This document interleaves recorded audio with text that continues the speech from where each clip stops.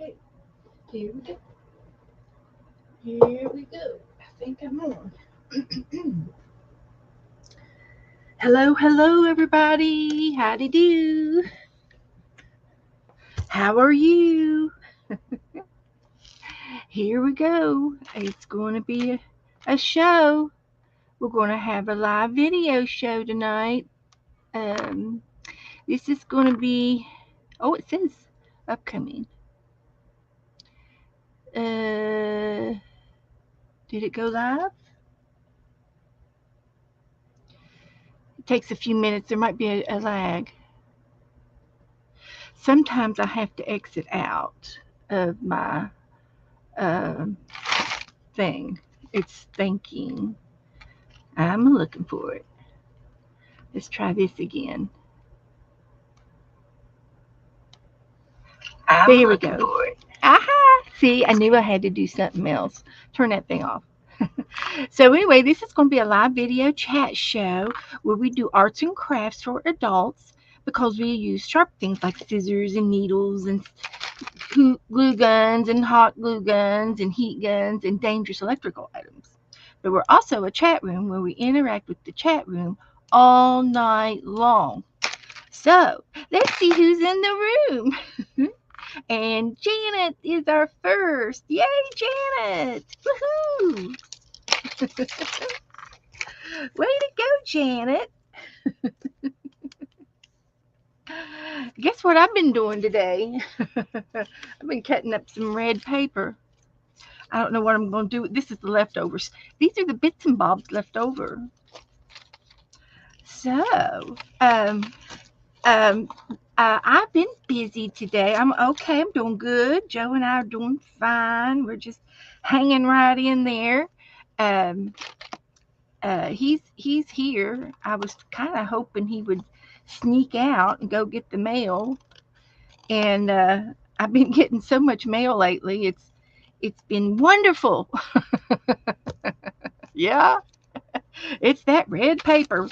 We're definitely going to do some Christmas stuff with the red paper. But I found a fox today. It was off of Joe's cereal. He got toasted cinnamon squares. Okay, Janet, I understand that mode. You go right ahead, honey. Stitch away, relax, get ready for some good sleep. But anyway, I've been busy today. I'll show you what I've been doing. I started this book. This was out of an oatmeal cookie box. Like they wasn't moon pies, but they were oatmeal cookies, cream oatmeal cookies. And so I saved the box, and I know I may have started it um, Thursday night, but I don't know if you saw any of it or not. But I did make this online, and so I put in 4 signatures, and I finished sewing them in. So we've got plenty of paper in here, and it's all pretty fallish type papers. And then I put this on the back on the outside. And oh, you did. You went and brought the packing home. The packaging home. Did you have a birthday? Was it your birthday? Cause I swear there was some fun going on at the table. I saw it. So this is our fall book um, that I made, and she got some. She got some. You got candy. I saw it. Hmm. You got candy. It wasn't your birthday. Well, you all were having a good time, and Ben bought you the mushroom house, the little mushroom house. I think we should paint that. I don't know if we want to paint the actual mushroom house, but we could paint it on paper. It was so cute. It'll go right in your little hutch. You'll have to find a little spot for it somehow. It'll get all squeezed out. And I did notice today on your last video that your hutch is all cleaned. The lighting is absolutely perfect and all fixed up. Oh, yeah, it would, Janet. That's what we'll do. We'll put him in here. So, yeah, we could put him in here. I tell you, what I ought to do is I ought to, I ought to felt me a fox is what I ought to do. That would be nice. Should I get my needle out? I've got the wool and I've got the needle. A little garden for the house like we did on the children's play. Oh yeah. That would look cute. Of course. Of course.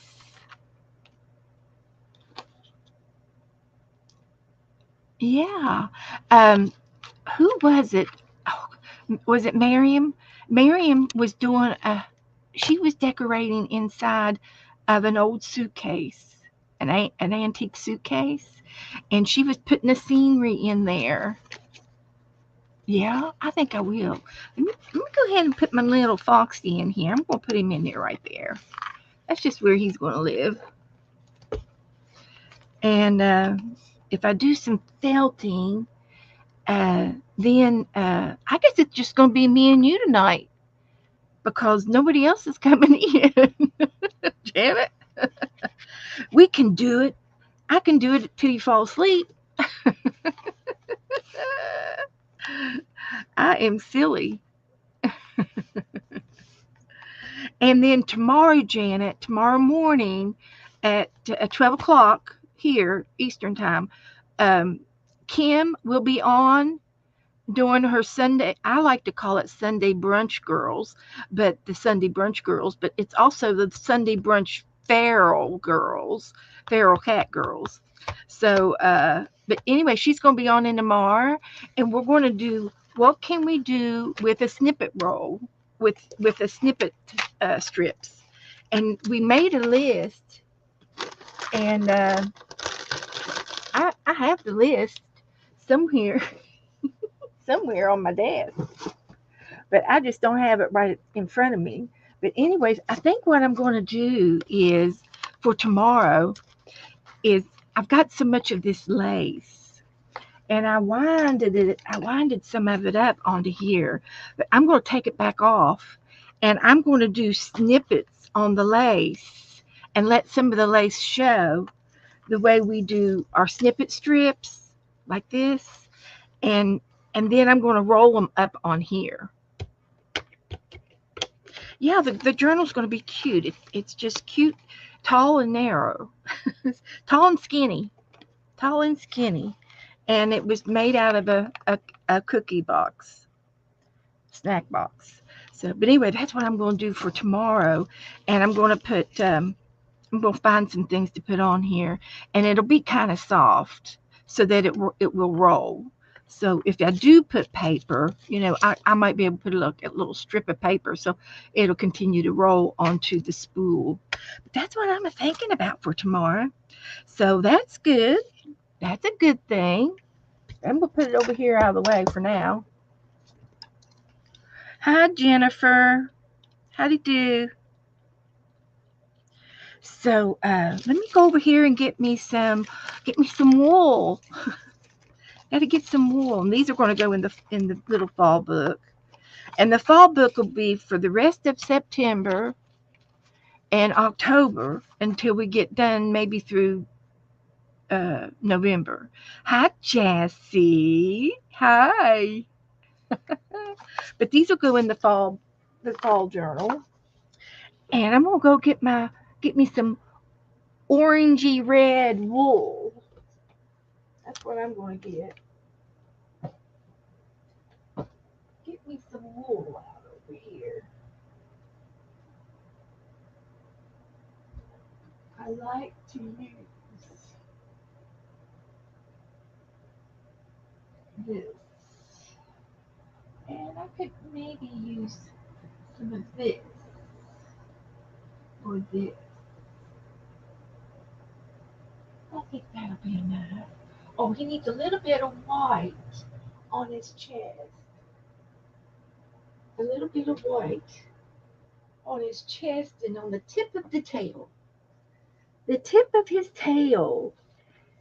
That's what we need. So I just need something to a cushion. Now, where if I was a cushion, where would I be?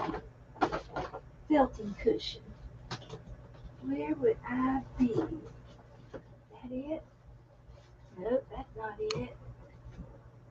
I've got him somewhere close by. Man, I shouldn't have opened that drawer. Let's shut it real quick. Let's shut that drawer real quick. No. Let's see. I've got to get me a cushion. Here we go. I guess I could get my other fox out since I'm here and show you the process of something that I did before. I can get the old fox out. There we go. Now, all right. I think I've done everything I'm supposed to do. So, whew, it'll just be a minute. Hi, Cheryl. How's Cheryl today? When's your next appointment to the doctor? When's your next lab work? That's what we want to know. When's your lab work?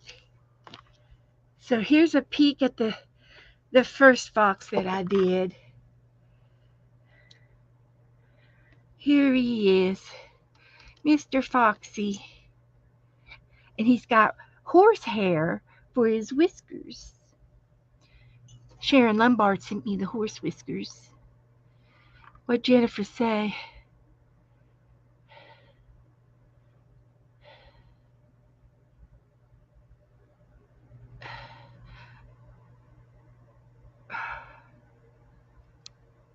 Oh, your hand's hurting.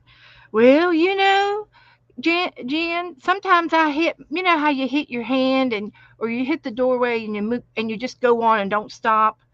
Like you probably got a little bruise on there. Hi, Gigi. Hi, honey. We're going to felt tonight, Gigi. I was just showing you a piece that I did once before. This was back in 2019, and I felted this little fox scenery, and it's one of my prized possessions. It's got a red bird. It's got pearls and beads and butterflies and bumblebee. I made the bumblebee, and he's in this field with rocks. And see these little white flowers right here? That's Queen Anne's lace. That's Queen Anne's lace. The bumblebee's on the Queen Anne's lace. Yeah, and some fall trees. I just love all of the elements on it.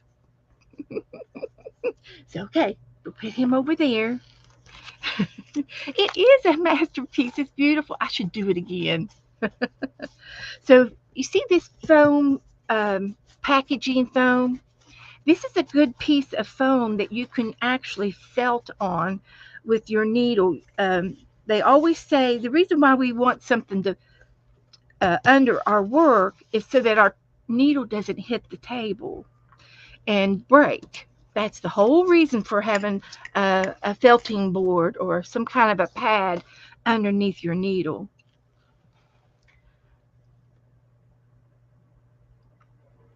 Oh no, Cheryl. I didn't. Did you just send it today? So there's two of these, and I think that's all I'm going to need for me. But you can do it 2 or 3. I've got some more of it. I guess I can get another piece. So if I poke down on the table, my needle's not going to hit the table and break. That's the whole idea of this. Okay, let me go over and get it. I'm busy, Cheryl. Can't you see I'm busy? But I'll do it for you. So, I don't know, however you want to glue this together. Probably, I'm thinking a heat gun. Let me get my heat gun out.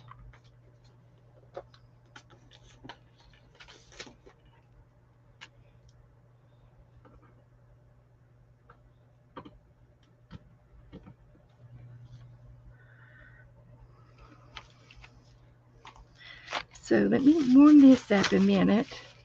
And while it's warming, it's not touching anybody. I'll go over here on my phone and see what Cheryl sent me.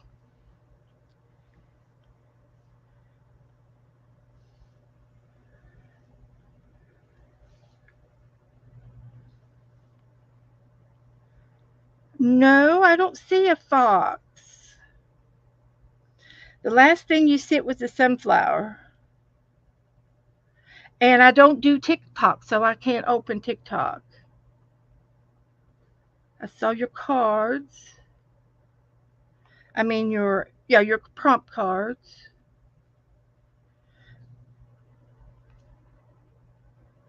So I'm not real sure, Cheryl. But anyway, I've got a fox that I already have, and I cut it off of Joe's cereal box. So we've got him in the fall book. He's the first one that went in. So I just thought that I don't just out of the spur of the moment, I'm going to felt a fox. So I'm just going to glue these together. I'm sorry, I'm going to tape them together, but I do want to glue them too. So I don't really need the tape. I just need to wait for this to heat up. Okay. So, hi, Doretha's here. Michelle's here. Hi, everybody. Howdy do. Come in, come in, come in. So I was talking to Janet just now, and we decided we're going to felt tonight. And I'm going to felt a fox. So I'm making me a new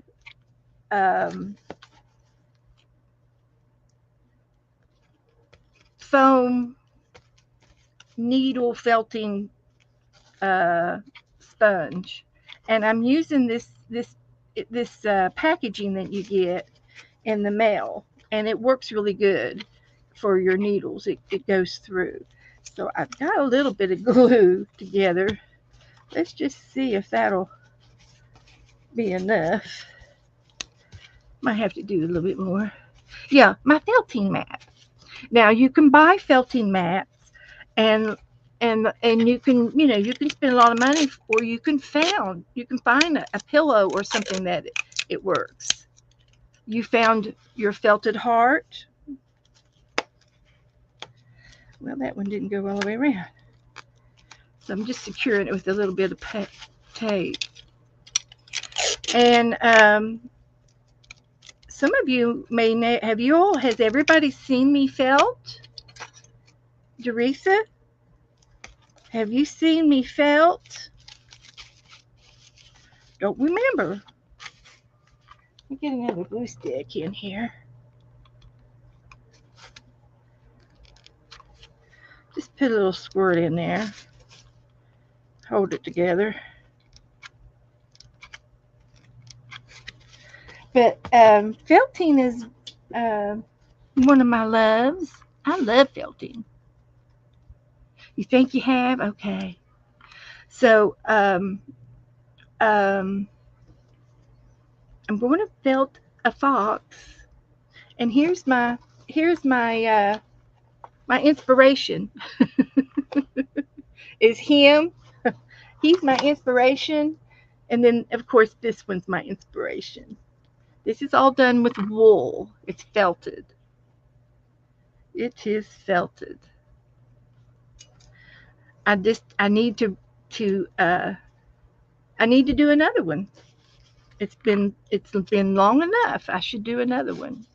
But yeah, I'll make a little one. This is just going to be for a, like a pet. Now you can use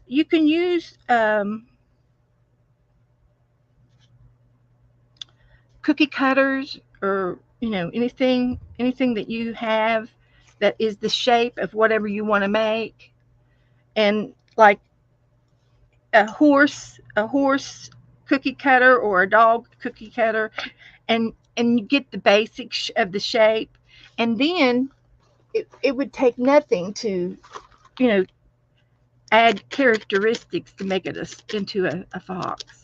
Because I could, his tail could be up like this. Make his tail first. Make him a nice bushy tail.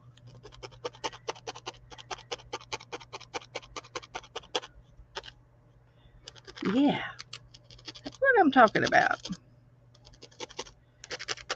So it's wool, and then you have a barbed needle. The needle has barbs on it, so that when you poke down, it catches the fibers of the felt, and then it's like the fibers are real loose, and every time you poke the needle in, it goes tighter and tighter and tighter until it becomes a ornament, an object, till it becomes one. And you can felt most fibers. Uh, Acrylic does not work because the man-made fibers in an acrylic yarn is slick, and it doesn't have any sheath, and the sheath on the hair is what helps snags it together.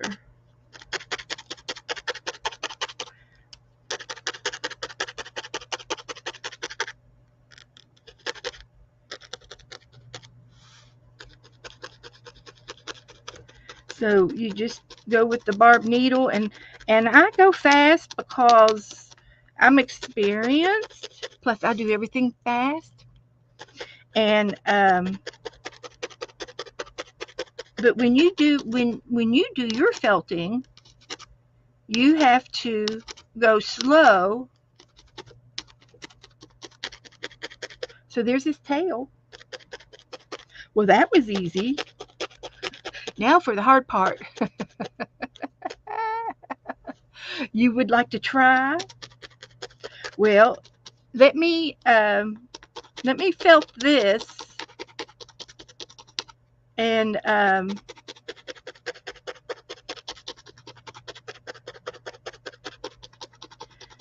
what I can do, Butter Roll, I can message you later, or message me later about felting, and I can send you some. Um, some of y'all might be able to put them in for me. Janet might put them in for me. Some of my felting videos. I have 1 year. I've always streamed 3 times a week, and so in a month's time, that's about 12 videos. And I don't know that I did all 12, but I did mostly 12 videos on felting 1 year, the whole month on felting. And then I did 2 months on pottery. And I talked about, and I told you everything I know. And I do this.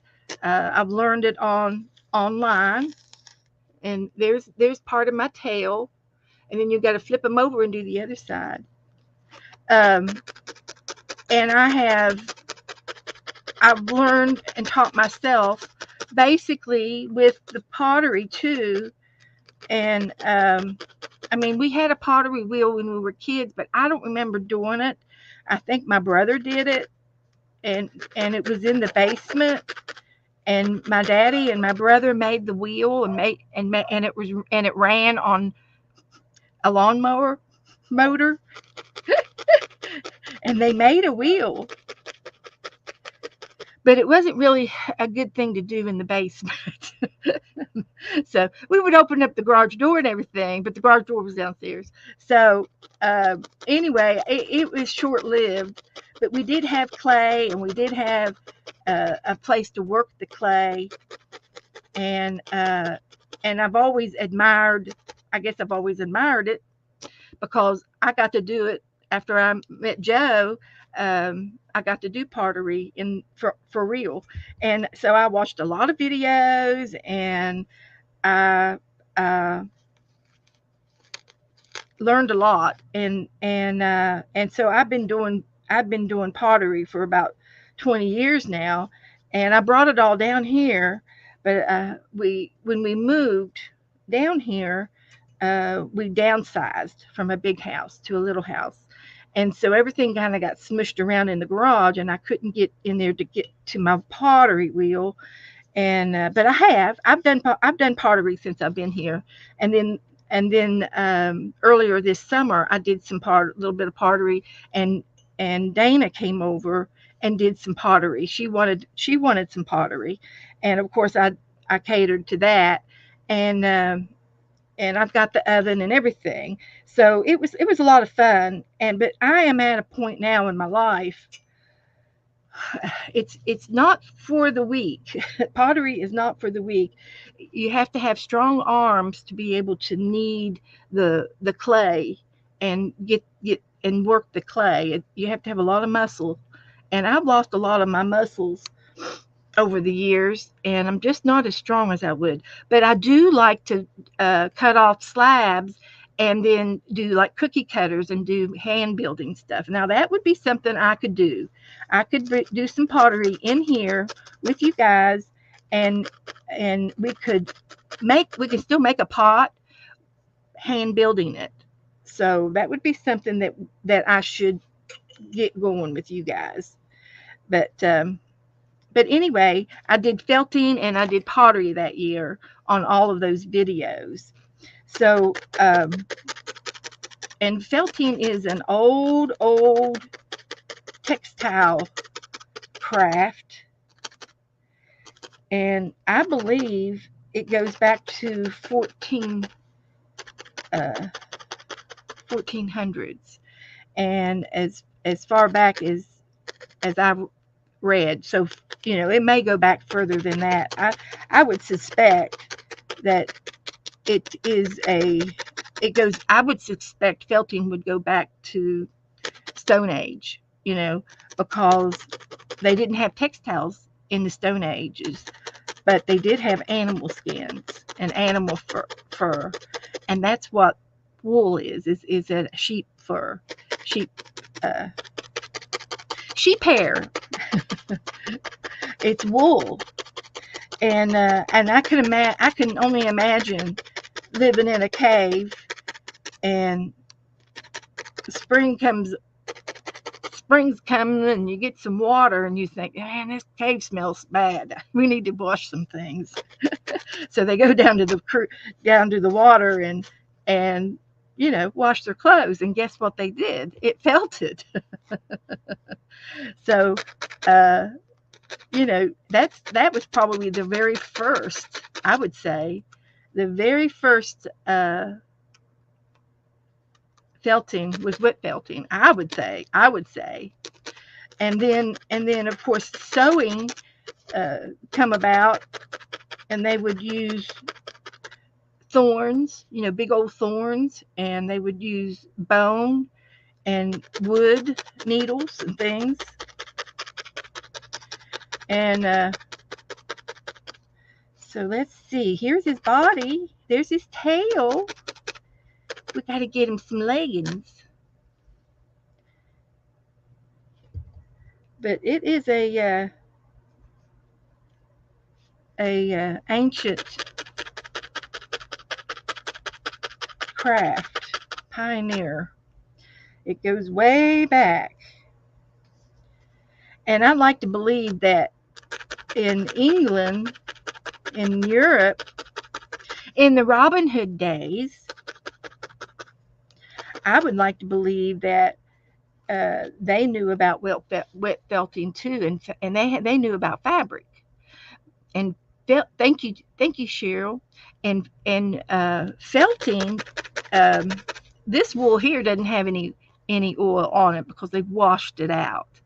But the wool that you get straight from the sheep, and you comb it, and it's got lanolin oil on it. It's a natural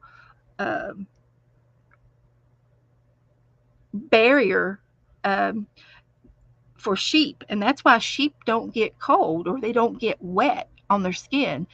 The water rolls off because it's of the oil, and they not that they can't get cold and they want to get in the barn, but they can survive outside in the weather because of their wools, and that's for all animals in the wild. They all have feathers or some kind of fibers to keep them warm. But I would like to think that, Robin Hood and them, they had a lot of felt clothes to keep them warm and dry because they repelled water, and they could withstand the rain in the forest. So right now I'm doing his ears. See if I can do his ears. I'm watching my fingers at all times. You have to be very careful with the needle, and the needle is very skinny and it will break.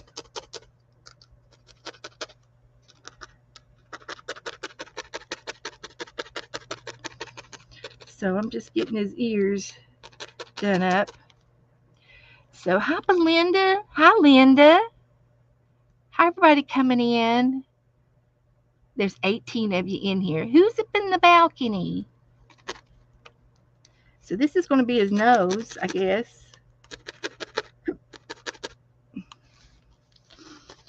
And whatever direction you're poking in, if you poke it in that direction, you have to pull it out that direction. You can't poke it into the side and expect to come straight up. You will break your needle. And that's why we have a 2-inch sponge underneath us. This particular sponge works good.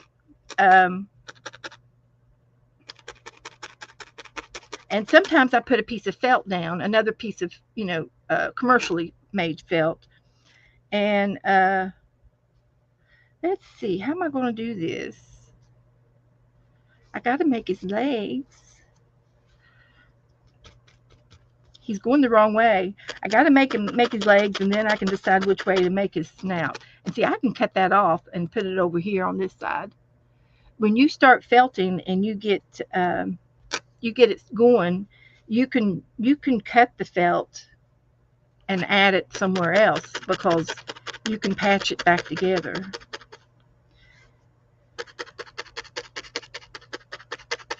So I'm going to try to make 2 front legs, and I'm going to try to make them together here.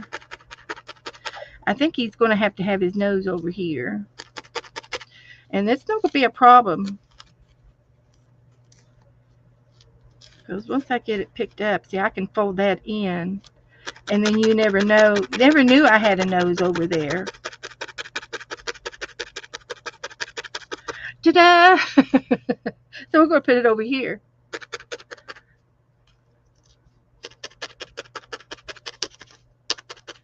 So I'm always watching my hands. I'm not reading chat. I'm taking care of my hands, my fingers. I have stabbed myself many times.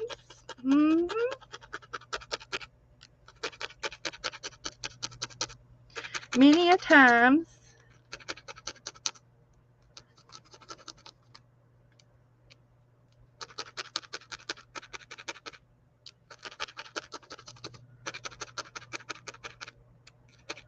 That ear doesn't look very good either.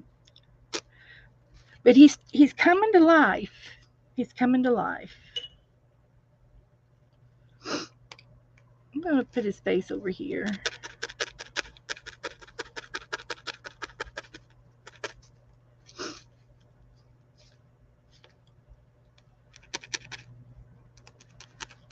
And I can fix this other ear. It's not very pointy, but I can get it there. I will make it pointy. It just takes me a few more minutes to get to it. You can sculpt with the needle.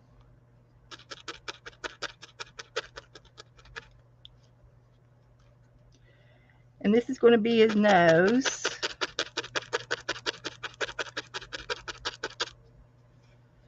And then you can decide whether you want this to be the front or the other side, because you do have to flip it over back and forth and felt from both ends. You got to felt from both sides. And it's not for the young, it's not for kids, and it's not for elderly.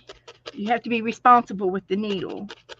So, but anybody can felt. A mature teenager can do this, but you have to teach them about the needle and how to use the needle. And you have to say, whatever you do, don't poke yourself. Whatever you do, don't lose your needle. And whatever you do, if you break your needle, that's okay. You just have to find both ends. We have to find that point. If you break that point off and it flips, you got to find it, because there's nothing worse. I mean, I don't want to go to the hospital if I find that in my foot, because you won't be able to get it out. You'd have to go in and let the doctors get it out. So that's important. You don't want this in the rug or the couch or someplace where you're going to sit down and go, whoops, ow. You'll be howling. You'll be howling like a fox.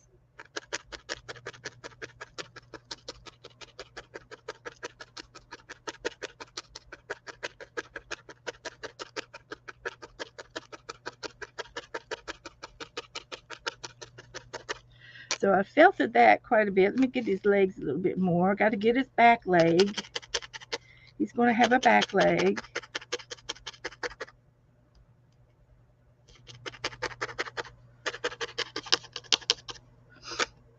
And you have to pick it up off of your foam. And you can use upholstery foam is good to use. Your needle has to go in easy, whatever you use. And so whatever foam rubber you have, this has to be able to go in easily. If it doesn't, then you don't want that product. You can do a rice bag. You can put rice in some kind of a cloth fabric and a thick fabric, and if your needle goes through that and through the rice, that's what you want.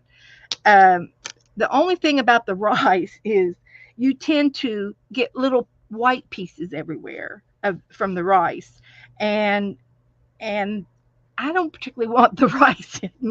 It'd be rice flour by the time you got finished poking on it. And I voted for the foam. So, but there's all kinds of things that you get to do with your felting, and there's all kinds of websites. So be sure and Google felting. Next time you want to watch a different video, type in felting. I don't watch TV very often unless Joe has the TV on, and I watch it with him. But a lot of times I have my earbuds in and I'm watching YouTube channels. And that's how I learned how to do felting and pottery and lots of art ideas I've learned on YouTube. So that's what I do. Now you can see that the legs aren't very thick, and I am going to build them up a little bit more. I'm going to make him fat. So here's our fox. So I just still have to get into this corner here to get his nose. They've got a pointy nose, so I can start molding his nose, and you just keep felting.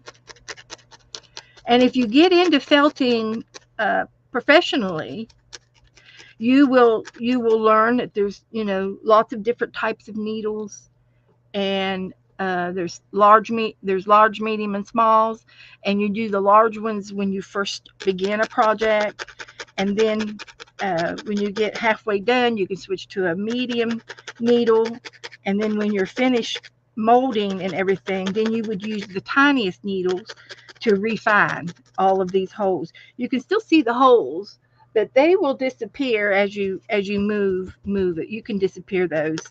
They will go away. And then it becomes like little, just fuzzy. You can fluff it up.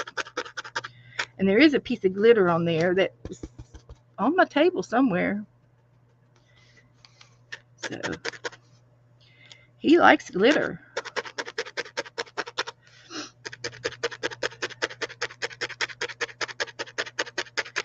So I'm going to thicken up his legs and get those tails up in there.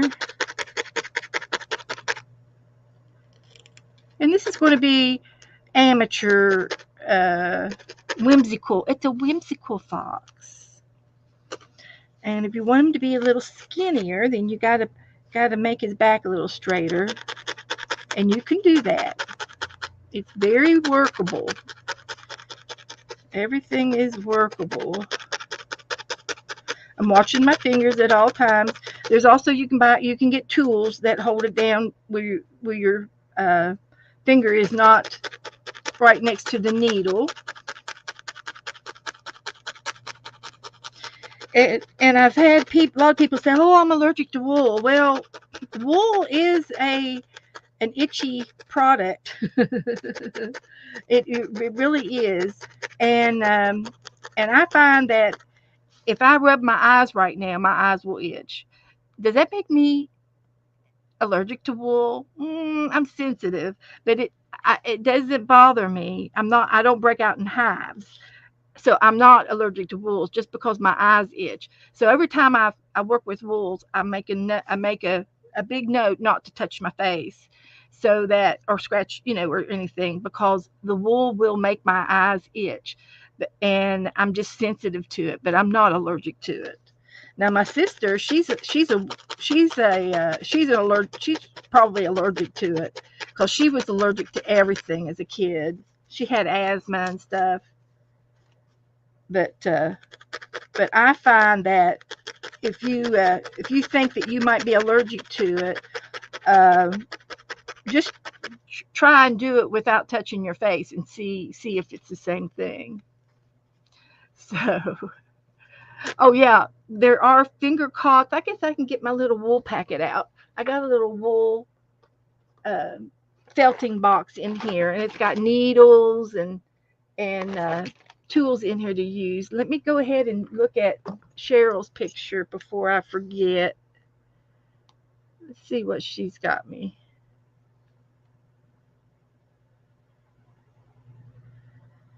Did you post it in the group? Maybe that's where it is. It's not here. It's over there. Let's see. No, I don't see the fox. Um,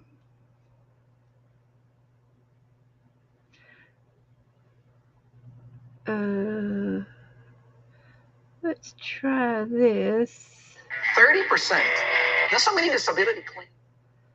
Commercial.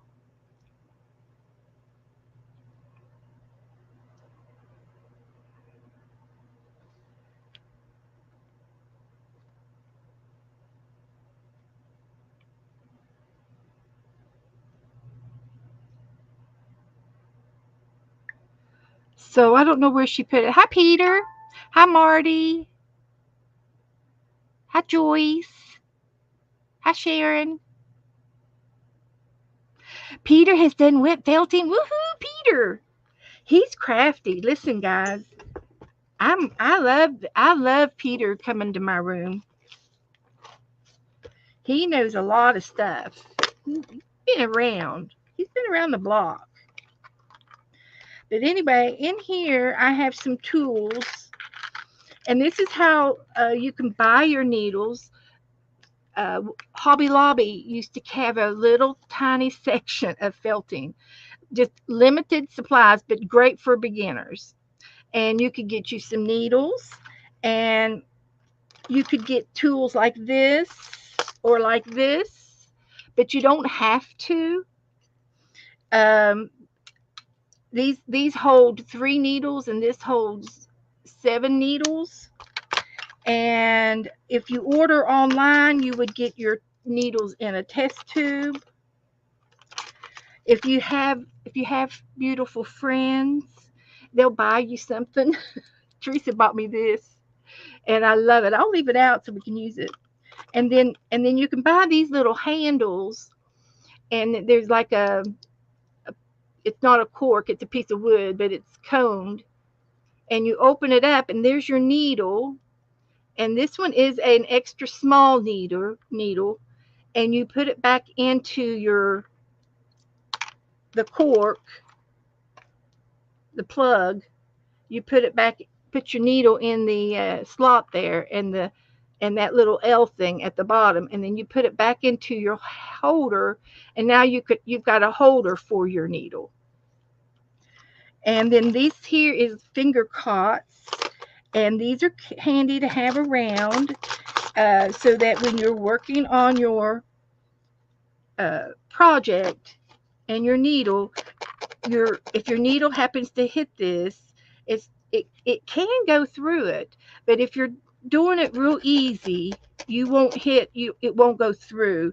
You do it real easy. Now, if you do it real hard, you're going to break a needle, or you're going to go through your leather. And these are finger cots. You can use an old garden glove if it's clean.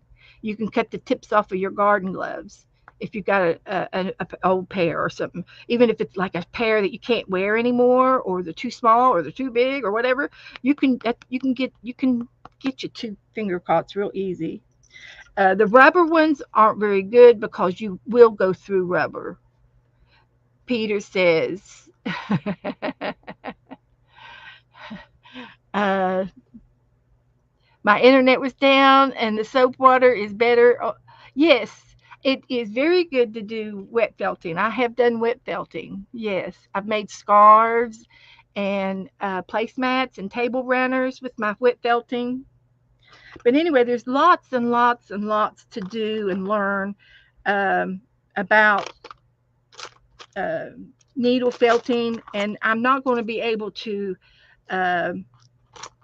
explain the whole thing to you right now, but I can just keep talking and tell you a few things.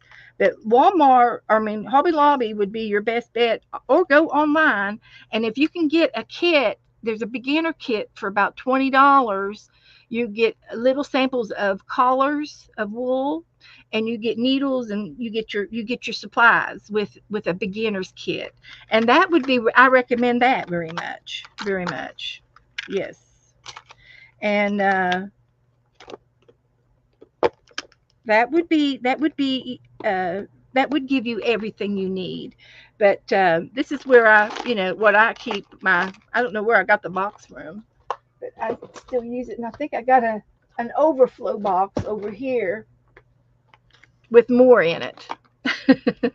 I ordered some more needles, and they sent me a new box. And yeah, they sent me a new thing from wherever I got my needles from. So this cork comes out, and you slide your needles down in the holes, and there they are to felt with. But I can show you how they work a little bit while we're out. But I just decided after I pushed the live button tonight, I said in a spur of a moment, I was talking to Janet, and I said, well, I think I should do a fox tonight. So that's how it all started. So, but you have to have a sponge, and you can't use just a kitchen sponge. If you use this kitchen sponges, there's one yellow sponge that you can get that is real super soft, and the needle will go in. But those other sponges, natural sponges, you can't hit the needle and very easily. And but this is how you use a 3 needle tool, and I like it because you're doing 3 times as fast, right? So you don't have to be in a hurry. And then of course there's this 1, 2, 3, 4, 5, 6. I think I've got 7 needles, but it holds 8, and it goes 8 times as fast. So when you use this type of tool, you have to flip it over frequently so that you don't felt your project to the table, because you can. And then when you pull it out, you'll pull out some of this white stuff all over your your figurine. And then this one here is super nice. It's got 7 little baby needles in there. Right now I have 4, and it has a protective sheath on it. So when you push down, it does it, and then you're not apt to hurt your fingers, because as long as you stay on the outside of that, you don't have to worry about your fingers as much. But you could. But again, if you push down straight, you pull back up straight. You cannot go sideways with this needle, with this many needles. You will break your needles. So, and in a few minutes, I'll get you some of the things that I've already made and bring them out. And this is a 3 needle hand one that I got at Hobby Lobby, and I like it pretty well too. And the needles are a little bit closer together than this one, but it still does the same job. And I like using the single needle because I'm not picky. And I tell you something that I've been wanting to do for years. I've been wanting to take some of these and make a polymer clay knob on it, make a little handle knob on it in the colored clay, bake them, and then I would have little handles. And I thought about doing that, but I haven't done it yet. So I've got to fix his ears so they don't look like rabbit ears.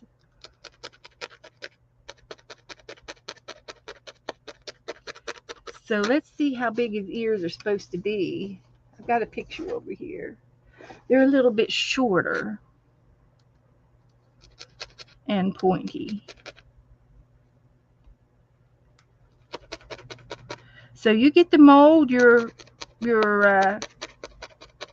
wool into the design you need to make. His nose is too fat. I know. I'm working on it.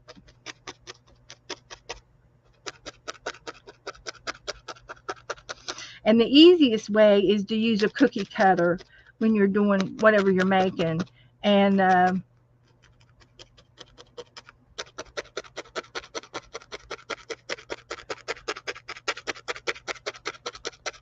I'm watching what I'm doing. I can't read chat. I can't look at my phone. I can't dilly-dally around. I have to watch where my needle is going at all times. You cannot watch TV when you're felting.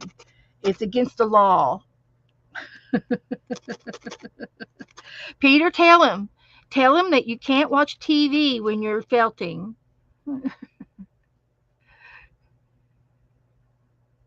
Oh, you're using the bamboo technique? Okay, I understand. That's how you're doing your wet felting. I do it with bubble wrap, and the bamboo is a good way to do it too. Yeah, the bigger handles are nice, but you're not using that much force. You're not.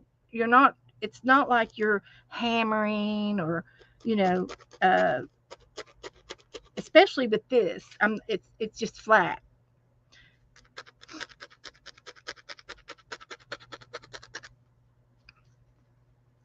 So I'm going to put a little bit of a curve in his tail. And all you have to do is bend it over there, and then just felt it together. And I changed the direction of the tail. It was out here. Now it's in here.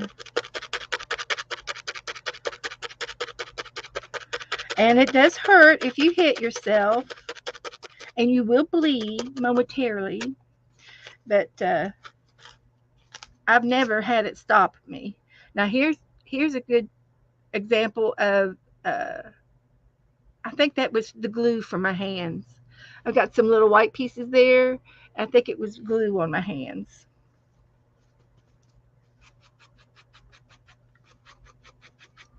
So it's good to work on a clean surface, and it will get broken down. And the best part about this particular piece of board, you can flip it over and use the other side. And but it will break down where you're poking it. Same thing on the upholstery uh, foam rubber. Hi, Debbie.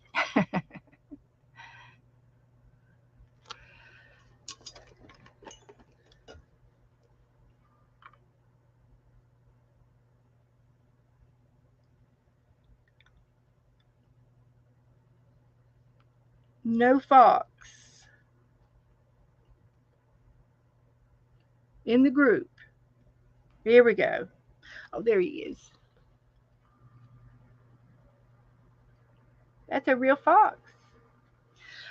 He's like that's what my dog looks like, um, with the pointy ears and the pointy nose and the long legs. my my dog has a curly tail. So okay, back to work.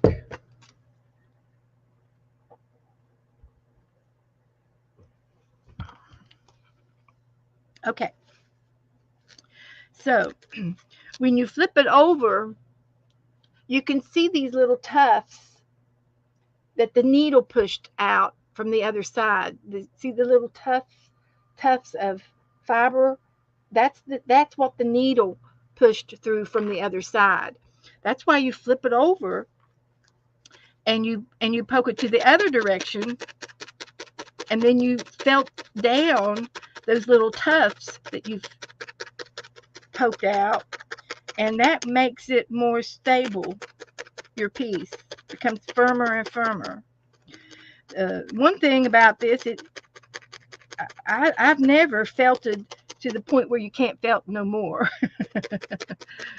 I've never felted anything that tight, and I don't know, but I suppose you can get that tight sometimes. So I'm going to work on his legs some more and give them some more fibers. They're not thick enough.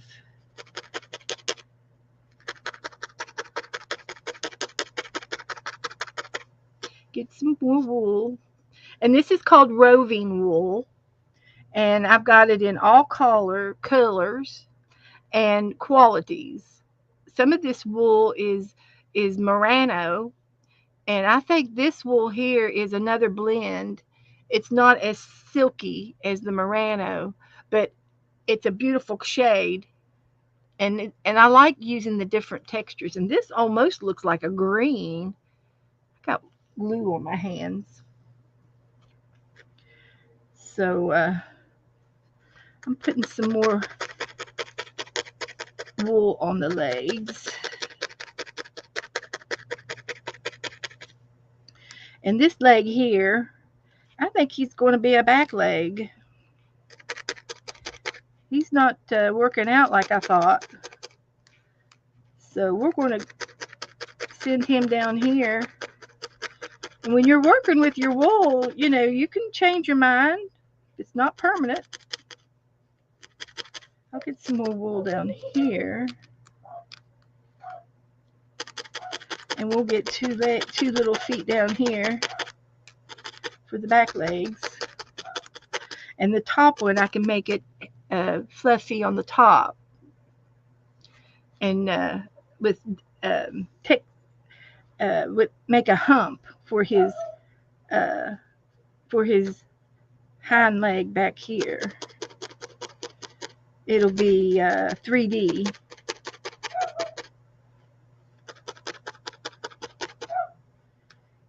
So let's see what we can do here. And when you felt, it shrinks. The amount of wool that you have when you start out is real fluffy, and it shrinks the more you felt it together. And I can show you a demonstration of that. when I was felting my first fox. I'm trying to get another foot on here. I'll get it. The first fox that I made, this one over here, you can see when I first started it, it was this big. It was this big. And after I felted it, it shrank to here. So I have a 2-inch border on a white border on the last of it, and I added it on after I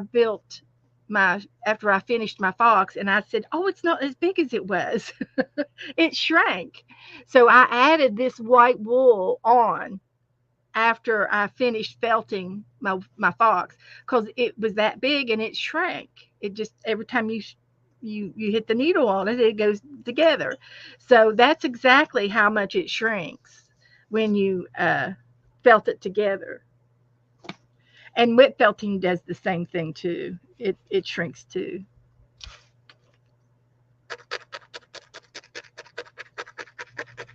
Just a little trivia there.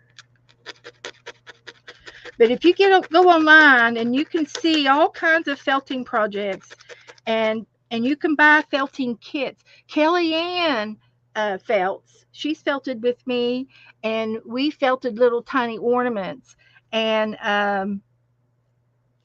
she had hers. Her little ornament was in a kit, and she felted it together. Mine, I just gathered with what I had, and made it up here, and that's how I did my felting. And we both come up with the same things. A little bit different because her felting is different. And then if you don't know who Chris Clue is, you should. You should know who Chris Clue is. She is a native of Mexico, and she has picked up the felting, and she sculpts. She does sculptures with her little fit. She makes little animals and things out of her felting things. She is very good. I'm amateur. I'm a crafter. I am. So let me work on this nose. Can't get it. And something about felt, after you've felted it real good, you can actually go in and use a pair of scissors on this and trim it. And it will not hurt it at all. And in fact, I might even show you, I might even demo that for you. So I'm going to try to get his foot down here.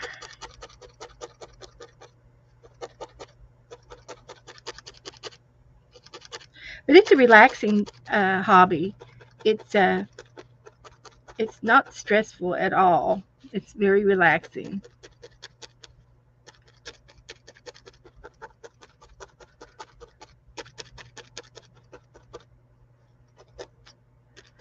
I'm using a little needle too.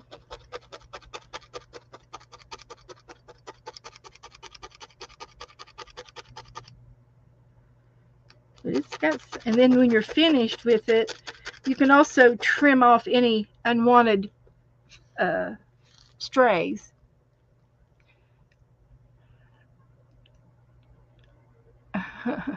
You're making some magazine people for paper dolls later. Okay, I'm sure it'll be fine, Jennifer. You know it'll be good. Go for it. She's going to make some paper dolls. The next paper dolls I'm going to make will be probably pilgrims. I'm going to do pilgrims again this year.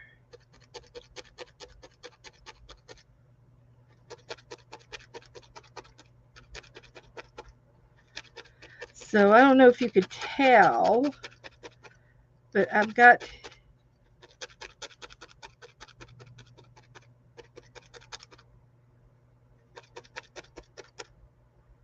I've got to get these little strays in there.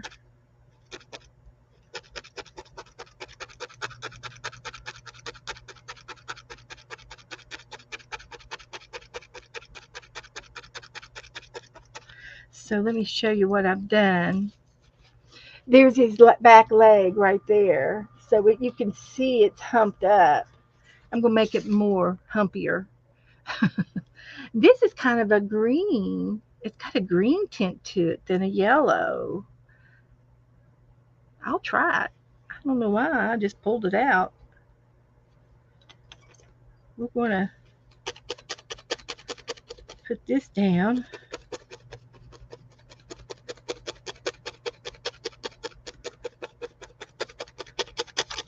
So we can differentiate between the front leg and the back leg.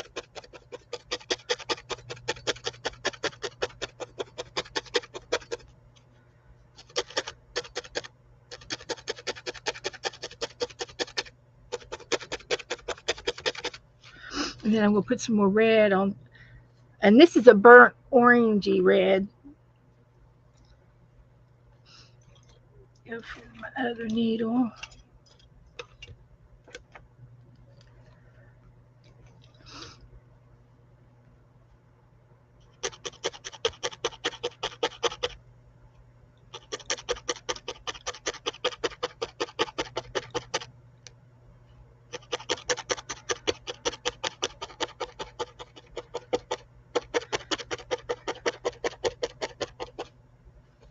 There's lots and lots of things to learn about the felting, and but I highly recommend you get you a beginner's kit, and you just start out with cookie cutters.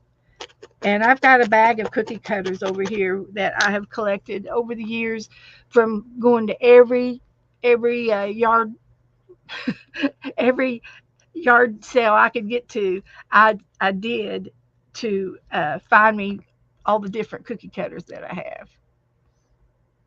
Debbie hurt her ankle. Oh, I'm sorry. May have got a spider bite. Oh my dear, that's bad. Don't wait. Go to the doctor to if you've got a spider bite. You don't want to get sepsis from it because it'll happen fast. So I just got a perfect little point on that ear. You see how I finally got that ear? That's a perfect little point. That's about what I want to get for this one too. And to show you that you can use scissors to help you, I'm going to trim this one little ear, and I'm just going to cut that part off. And I could use that little part, but there's the other ear. And then on the nose, I can go in for the nose too and cut it for a little bit here. I'm trying to get a pointier snout.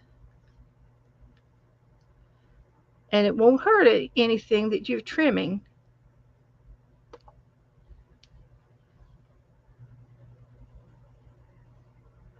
And I'll cut down this away till I get it. So I cut that much off of his mouth, and there's his mouth. And when I'm finished, I'm going to open his mouth by cutting it. Isn't that cute? So I'll get me some beads for his little eyes. And he's kind of looking over there. So, yeah. So let me get this.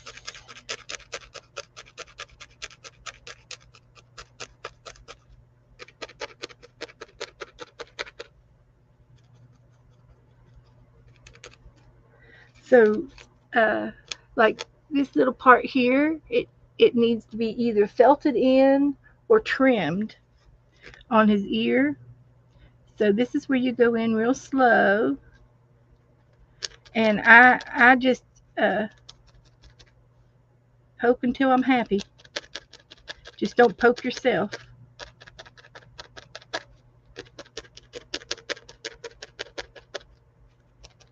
like that. Now, he needs another leg, but isn't he looking good? Get some white on there. And his back, I think he's too fat. So I'm going to round his head a little bit for his neck. And then I'm cutting that part off his back down to his tail. And if his tail's a little bit too fat, you can still needle it in, but scissors will help you. If you're can do like that, and you can still use these other little pieces for something. But see how his back is now? I got his head, the back of his head. Yeah, that's what I'm talking about.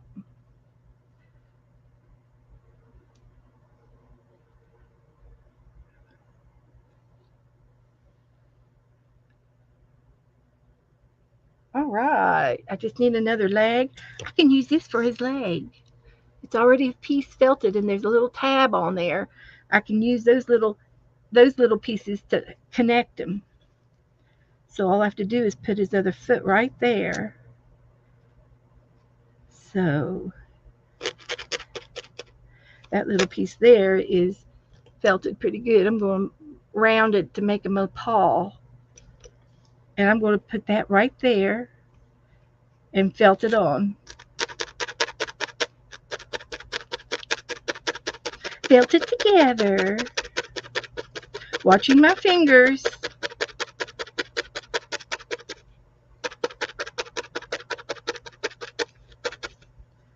It's looking good.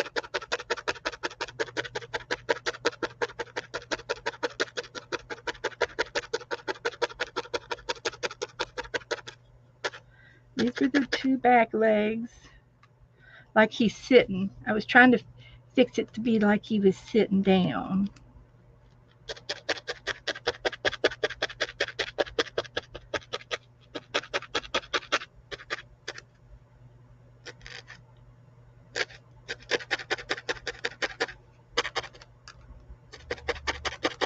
So, he's looking good.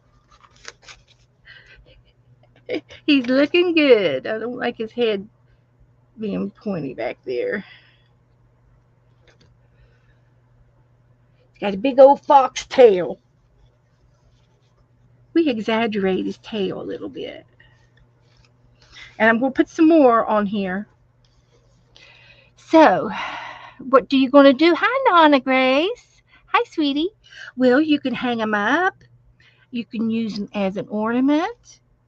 You can make a bunch of things, and maybe you might want to make a scene and hang it on the wall. You could frame this. I thought about gluing it on poster board paper, cardboard paper, poster board, and and um, and it's sitting it up on my mantle in the living room. It would look pretty in there. But I keep them in here now.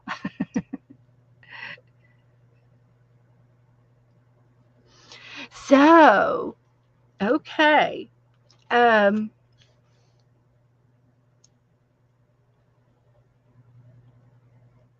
Hi, Margaret. How are you? Howdy do. I should frame it. Yeah, Sharon. I should make another one since I've woollied it together because he's been in here since 2019, and so he's kind of been woollied around in here. I've lost him a couple times. He's hidden from me. Hi, Esther. How are you all doing? Everybody doing okay? I've started working on this little felt guy. I'm going to use these little pieces here, and I'm trying to make his hind leg 3D. So I'm going to felt these little pieces on there to give him some bulk. And then I got to do a little bit of white.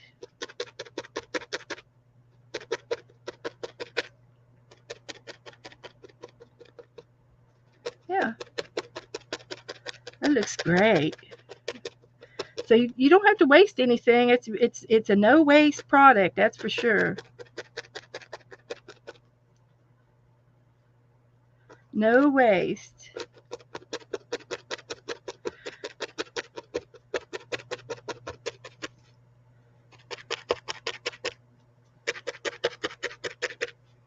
My legs are looking good.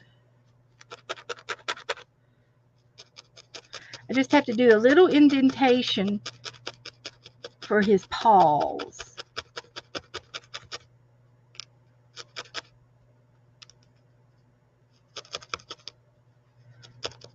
And having fingernails helps.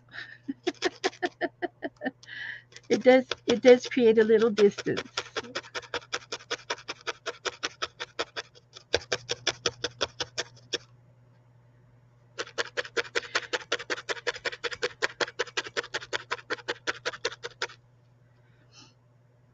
It's a relaxing hobby. And Sharon Lumbar also is a very good felter. She started felting when I showed it to her, and she's got like a village of people. She's made people with her felting. Now you see all the fluff on the back side where I pulled it out of the sponge? That's where I felted it down, and it's created this fluff on the other side. Now you see, mixed in here is a little bit of that green gold that I have. I can see it in some of the colors, and I'm going to do some more. And yeah, I'm going to make some more of that, because one side's going to be the front, and we can leave all of the fuzzies on this side to make them look real. So okay, so now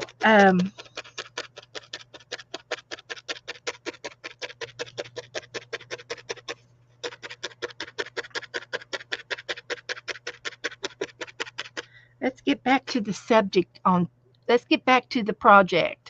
Let's get back to the art, guys. You all can do that in your own time. We're not a drama. We're not about the drama. We're about the art in here. So let's get back to the art, please. It distracts me when you guys do that. So I'm going to try to add a little bit of white now. And I don't need all of this white, that's for sure. I'm just going to need a little bit. Oh, I found another piece of orange. I get to use him.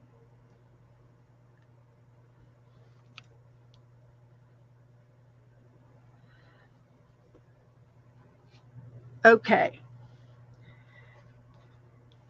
So let me go back over here and put some more bulk on his knee.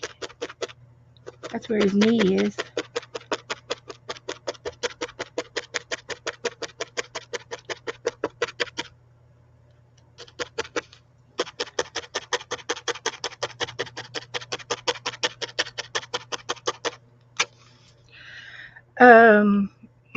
Let's see, I got some white.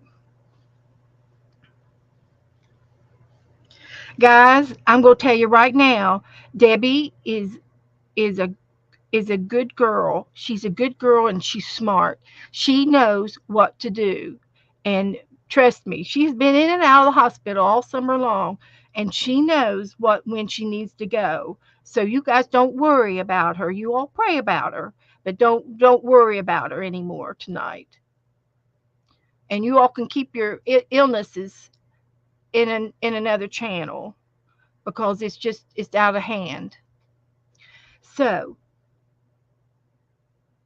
let's get back to the felting. And if you guys are done with me felting, I can go ahead and get I'll get my jar out and show you some of the things that I've already made.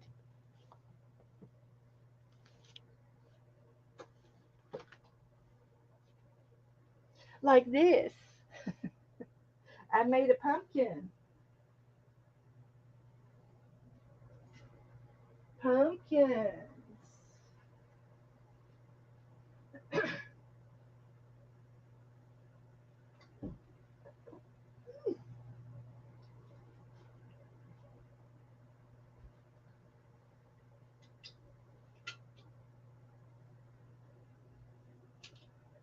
And this pot I got, it's for dried flowers. Something that you would get, you would put your dried flowers in. It's a big vase, and it's clear. And I've got all my felting things in there, and you can see everything that I've made. So let me set it down. Oh, it's heavy. So there's a pumpkin, and you can also felt soap. You can felt you some soap. Here's a cookie cutter. You can felt a flower. You can felt sculpture some animals. And this is a little cow. This is the beginning of a horse. So uh, he's just, this is just the inside of the horse. You use wire, and I use Chanel wire, and you get the appendage going, and then you wrap it with this core wool. It's an inexpensive wool, and then after that you start wrapping it with whatever color you want to make your horse. And here's my little bird with red shoes. This was something I can't remember. Aunt Beck told a story or something about a chickadee with a red coat, with a red cape, and so I made a chicken with the with the with the yeah, I did. Aunt Beck Aunt Beck did that. So you can do things like crosses. This is a seahorse. He's a little seahorse. Here's another pumpkin. This one's got yarn. It's for the we just talked about that, what these indentions were. We just talked about it. The shapes of the pumpkin. You can also make a pumpkin with the cookie cutter. Make a flat, so you could hang them up for holidays. Here was that flower, that flower cookie cutter, and you could do it both sides, and you could add a lot of beads to it and hang it up in the window for a sun catcher. You can make dryer balls. You can make dryer balls. You can make people. This is the beginning of something. I was just making it up, and as far as I got. But it's starting. Here's another pumpkin.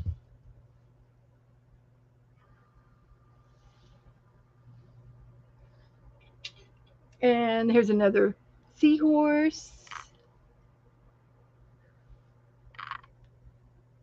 Here's another bar of soap.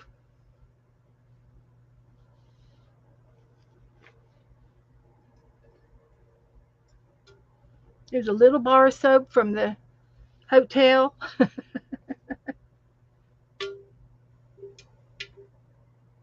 Here is I tried to do an ornament, and I was trying to do holly, and I didn't do very good on the holly. I need more work on that. Here's a Christmas tree that I made. In the bottom, you felt it real hard, and you keep felting it till it's flat, and it balances. You just do it till it gets real flat. It took a lot of doing to make it flat on the bottom. Here is a little beginning of a little doll.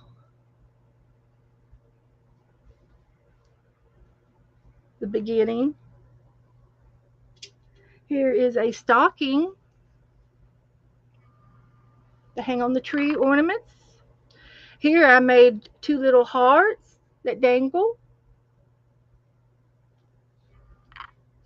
This is what I made with Kellyanne. We did bumblebees, and this was my bumblebee that I made with her. Hers came with a kit, and I just did mine from by hand.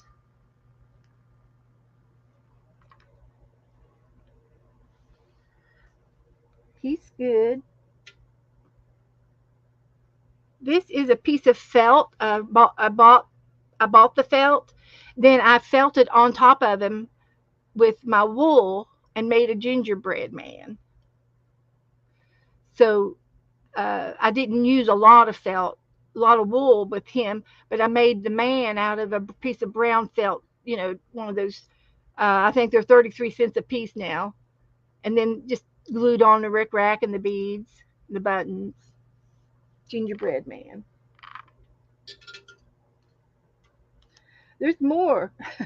Here's another doll that I started. Here's another heart. A teddy bear. He's not finished. Okay, this is a cat. There's the cat's tail and the cat's eye and ear. He needs some more detailing. Here is a leaf. Here is another little bird, a little black bird without wings. I don't even remember doing them. Here's another pumpkin.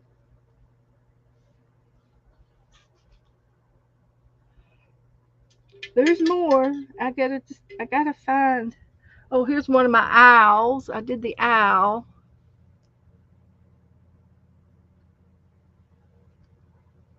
He's got feathers. He sits like that. Seahorses. Here's a 4-leaf clover. Looking for some of my people. My peoples. Here's a star. Here's a foot.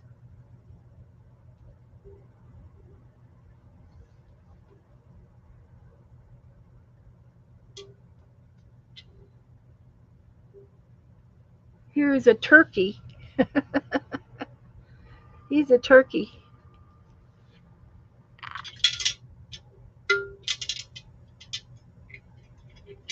Anyway, that's just a little bit of what I do. That's just a little bit of what I do. And I'm sure there's more in this room that I could dig out. But that's all I'm going to do right now. So, okay. Y'all ready to do the cards? Okay. I can show you. I've got the list over here. Let me put some of these guys away.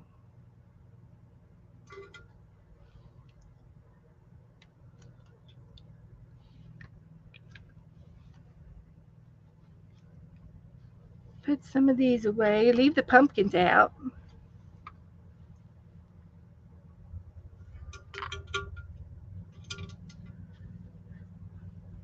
For pumpkin's sake, we're going to leave the pumpkins out. I think I got most of it. Leaving the pumpkins out. Okay.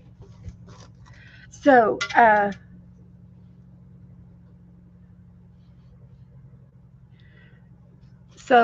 if you guys want, I'll go ahead and put the fox away, and we'll work again on it again next time. And I'm just going to felt down this little piece of white that I'm going to use so it won't go nowhere. And this will be ready to go. for when I felt it on it next week. So I'll put this away. And this is called roving wool, and it comes like this in ounces.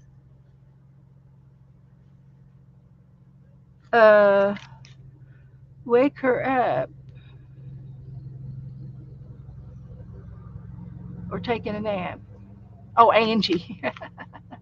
I don't know if I've seen Angie today or not. I think I have.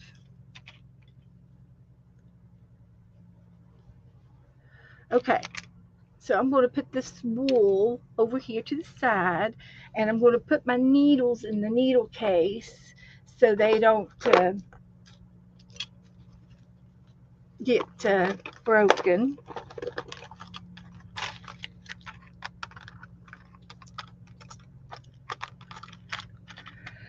So this is the sponge I was talking about, the kitchen sponge. Do not use the kitchen sponge. The needle will not go through it. It's hard. Even when you wet it, it's soft, but it dries. And you don't want to use this kind of a sponge. It has to be really micro fine. I swear. Oh, that's a bead. I saw that red bead down there, and I said, that bead looks like an M&M. And it's a bead. Heavens to Betsy. What will I do next? So let me put my needles in here. They fit. I had them in there, but now if they don't go back in, I'm going to have to go with plan B. I don't know what to do if I can't get them back in there. I might have gotten some out of the other box too. That's probably where they came from. I could probably put that one back in the other box. So pack them in and jiggle it down.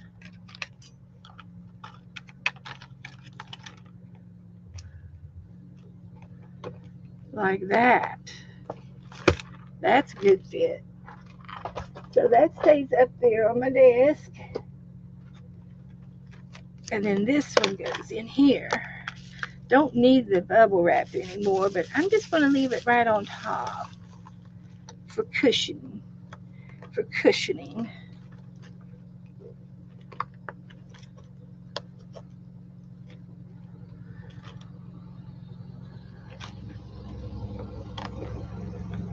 Like that. Perfect. All right. Now, let's see. I was going to get the list.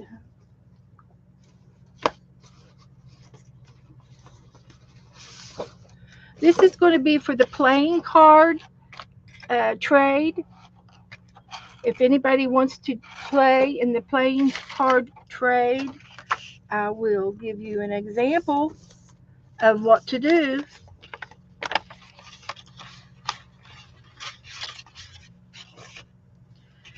One envelope and 5 cards.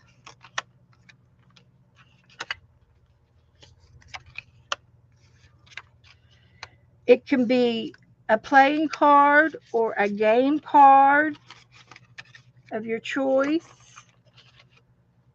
If you've got a deck of cards, I said 5 cards. They can be different or the same. This is a game card, a playing card. It's still a playing card. And the rest of these are deck of cards. There's a golfer. I got these from the secondhand store. I collect them, sort of, kind of. And then these playing cards are great for ACTs because it's 2.5 by 3.5. So you need 1 envelope and 5 cards. If you don't have 5 different cards, that's okay. Go ahead and put 5 the same cards if you want to do the same. If you want to glue a picture on the back of your card, If you want to make your cards, Joe, this was on the back of the box of cereal, and I would accept this as a playing card. If you don't have a deck of cards, you can sit this one out, or you can make your own cards. Is that fair enough? And if you don't have a deck of cards and you want to trade with me with something different, I will trade with you so that everybody can play. And you will have to add extra postage to your envelope. I am adding a butterfly stamp to my envelope. Oh, there I go, scratching my eye. I'll be scratching all night. This is an extra postage stamp for crafters. If you've got something in here besides a letter, then you need to get this stamp. It's a regular stamp plus extra postage on it. And I'm writing hand process. That way, when I mail this to somebody, it's not going to get stuck in the machine. It's going to be hand processed, and then this will take care of the extra bulk that you have in here for your trade partner. Yeah, Uno cards are great. Yeah, glue a little cluster to the back of it. Keep it flat. That way you won't get in trouble with the mailman, the postmaster. Um, so I've got Vanessa, Margaret, Jassy, Colleen, Goldie, Goldie's sister, Sharon, Esther, and Cindy.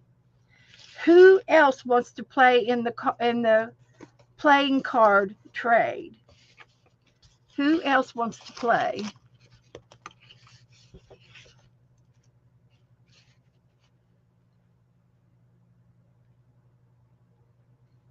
I hope that everybody's coins are made out and done out.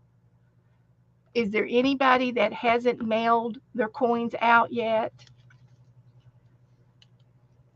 They should have been mailed out by the 15th, and they should be the 20th or the 21st would be a good day of delivery.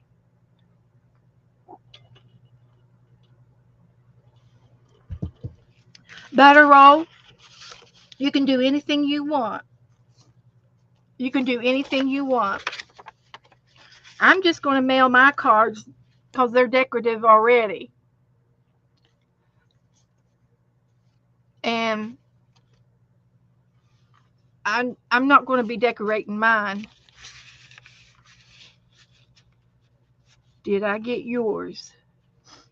Did I message you and say I got your mail? Cheryl wants to play. How many names do you want? It's 5 cards per envelope. How many you want? Cheryl?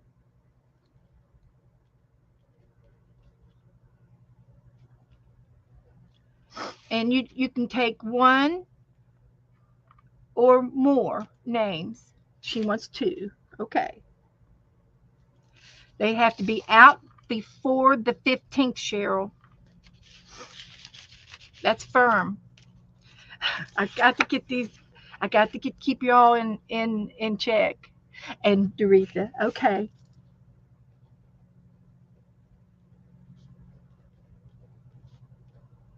You can decorate them if you want to. It just so happens that a regular playing card is the same as size as an ATC. So if you want to do a little ATC on the other side, that's fine. Hi, Kathy. We're having a playing card. Okay, Cheryl. Okay, honey. We're having a playing card trade. If you would like to play along, all you have to do is send 5 playing cards to your partner. You can decorate them if you want, or you can buy some already decorated. You can have games on it. We could play. Oh, we could do this tonight. What nickname was given to Joe McGinney, who pitched 400 or more innings 5 times?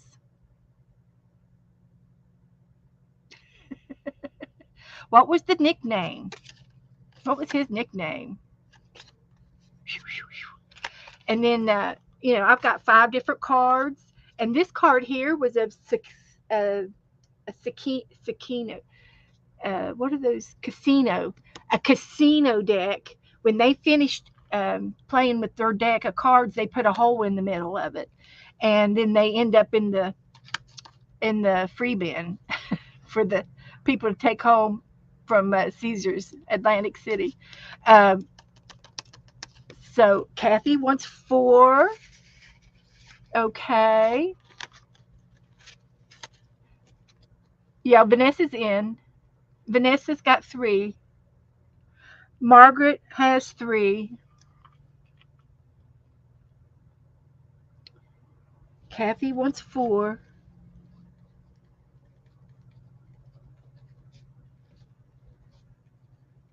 I will give you your names next at the end of the month. No clue on that answer.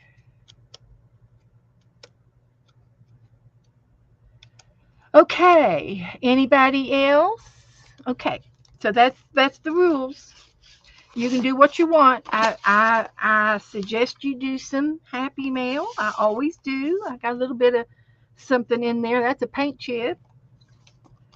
So, a little love goes a long way. Um, Linda wants 2. Okay.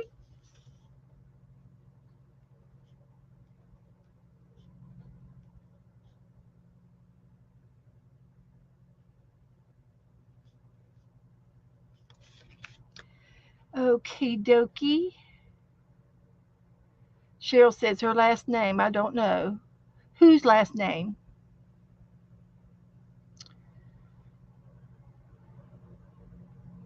Yes, Jassy. Jassy wants to do page 349. Let's do it next. Let's do it next. I'm going to put this away. Your names will be given out um, at the end of the month. I'll get some more people sign up and we'll do it. Okay. 349. 47, 48, and 49. Continue adding vivid colors to this page. Ooh. Ah. All right. Okay.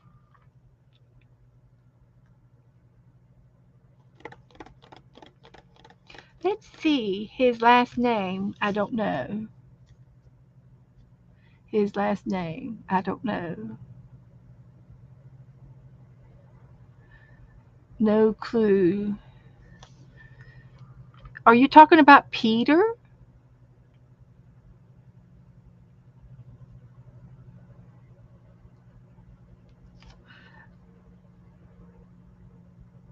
You can do whatever you want to the cards.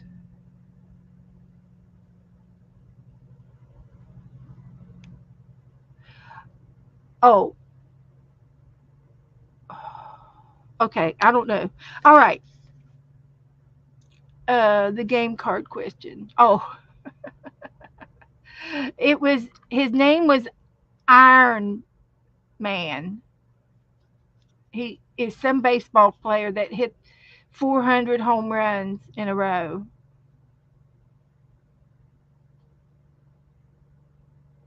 Okay, so we're into the 365 book now. Right.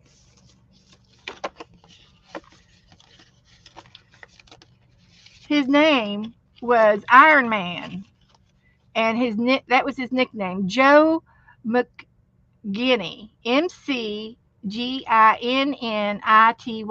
McGinnity, McGinnity. He pitched 400 or more innings 5 times. He was a pitcher. Anyway, that was one of my cards.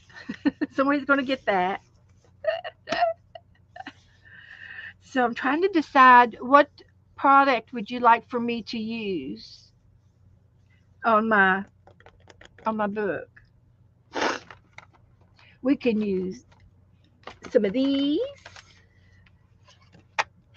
Here's a card. Those would be good for the game. Flashcards, school cards.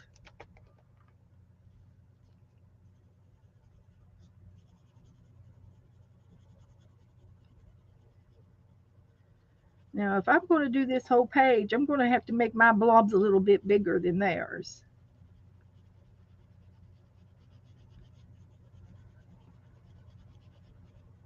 Because I'll get that wet.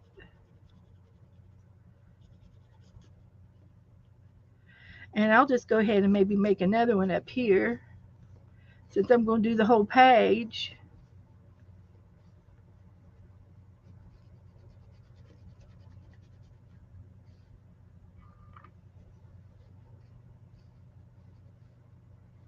Yeah, that's what we'll do.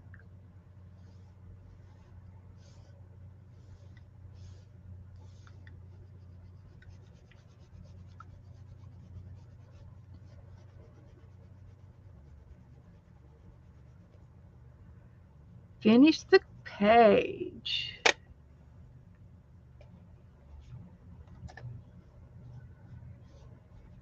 This is a gold.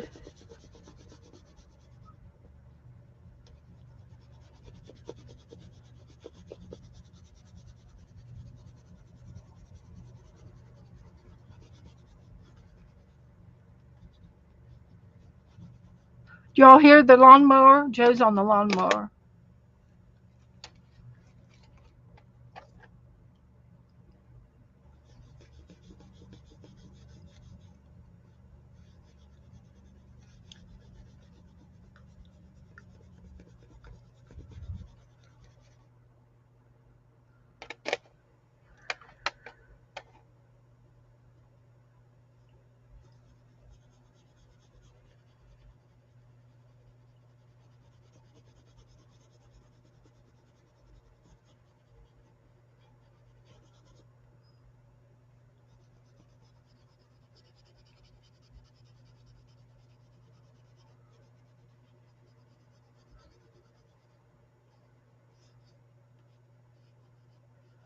Okay.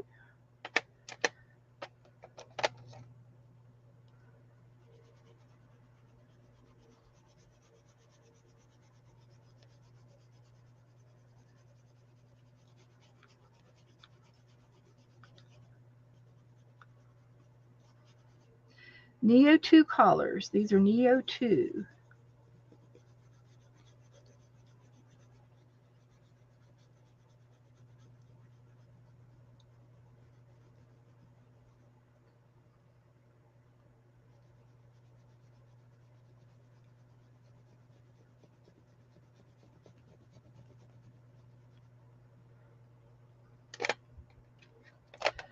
All right.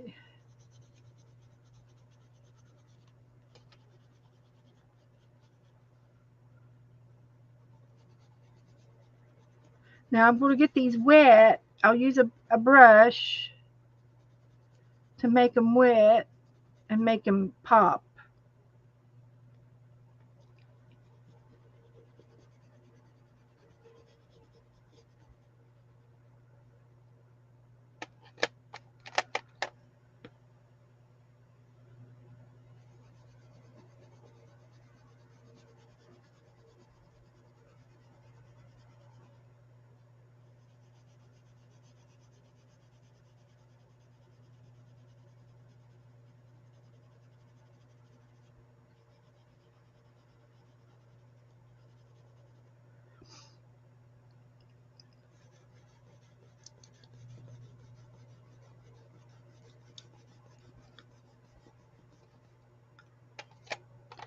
Better get some yellow in here before it's too late. Gotta have some yellow. Yellow will brighten it up.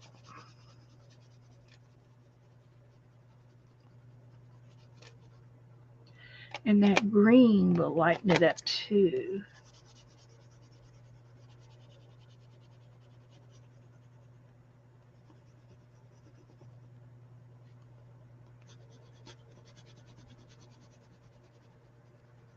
Okay, that's it. Now I get to use a brush, a wet brush. So let's see how I can do this. Go with the light colors first. So we'll go with the yellow.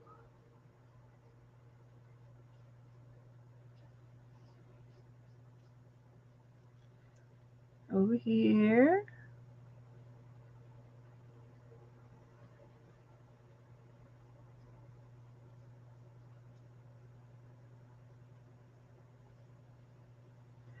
And then I can go right on into the orange. It'll blend.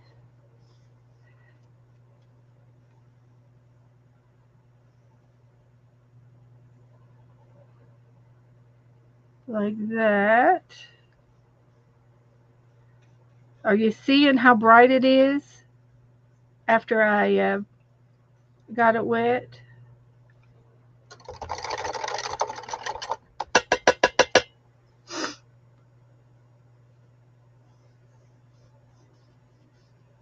Do the lime green.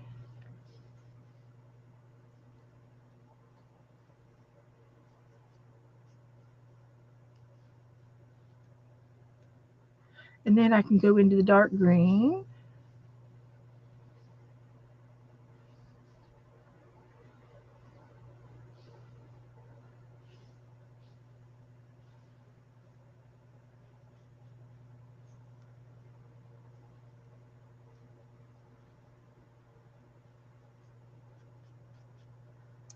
Like that. You can use crayons. You can use you can use your oil pastels, crayons, watercolors, markers, ink pens,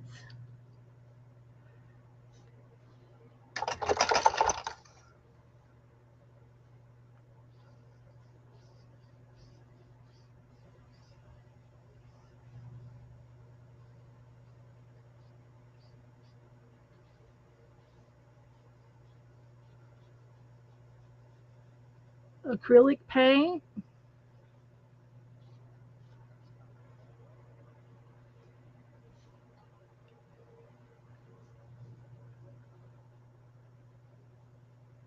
You could probably use colored paper.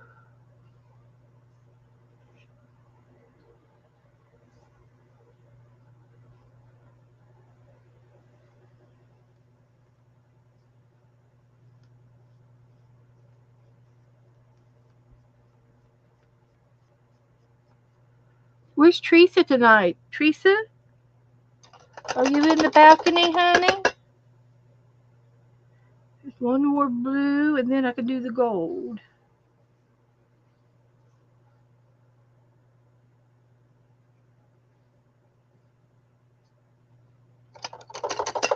Hi, Marty. Who's on first? That gold's pretty.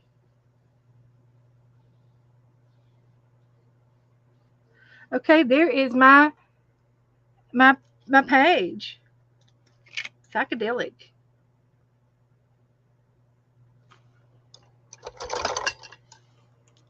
Now I have to let that dry. Oh, there was Angie. Hi, Angie. Bye, Angie.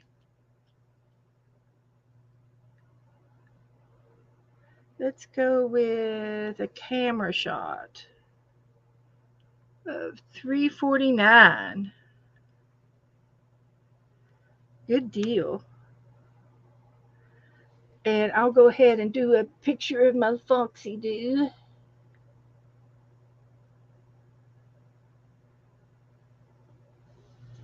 And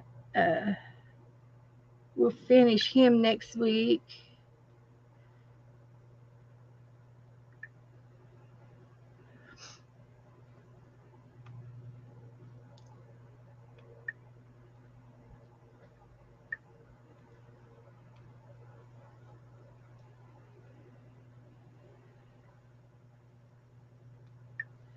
Okay. So it's 7:45. So let's paint. Let's paint something. We can do paint or we can do cluster strips. I've got to get ready for tomorrow. I gotta let this dry.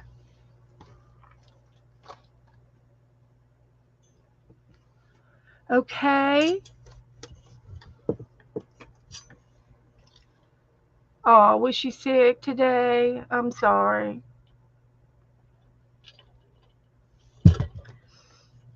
Hope she gets better quick. Hi Kathy. I was using Neo 2's water soluble crayons.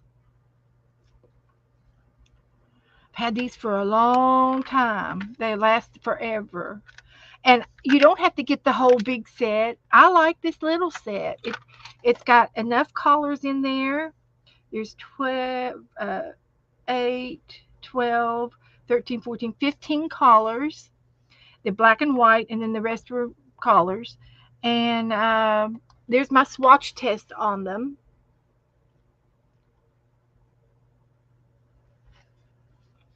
And I like them. I've had them a long time, and I don't use them a lot, but they came in handy tonight. Yep. Okay. So nobody said anything. Oh, I get to show y'all my book, my fall book.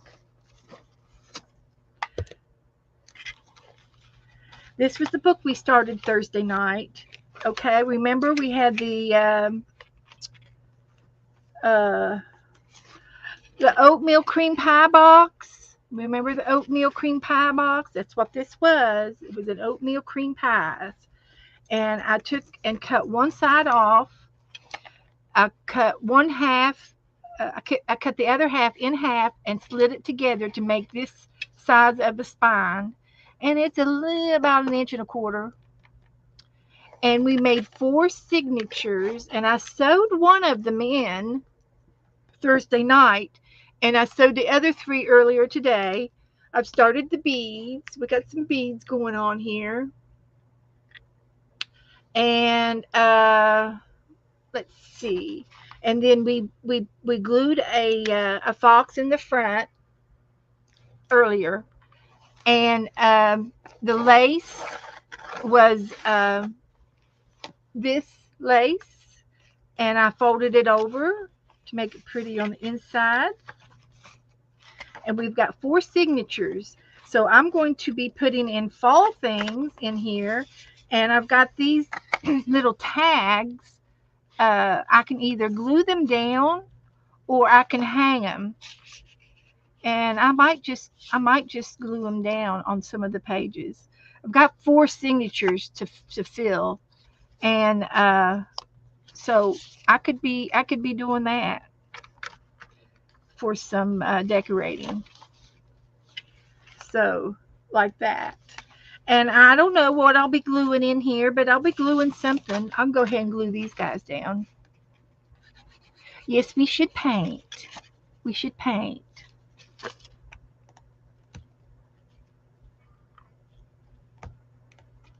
There.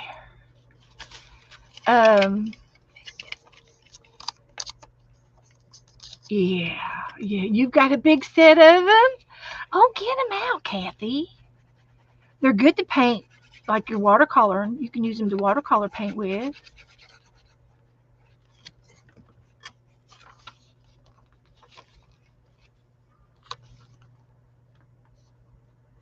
We do, we do. You can, you can.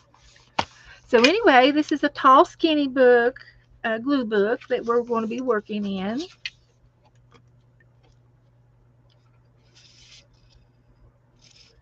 I need to fill my glue bottle back up. I'll put that one right there.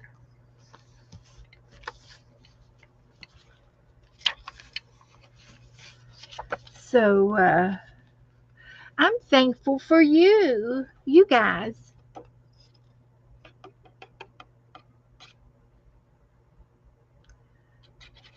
Fall is officially here. It is. Fall is among us.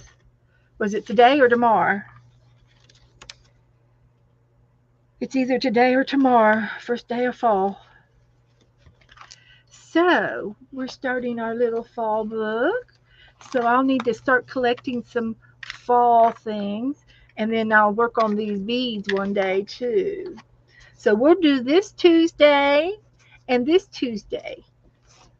And let's get my painting book out.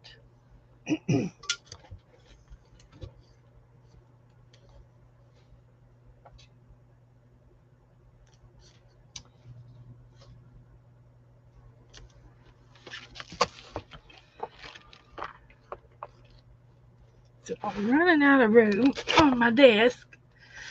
So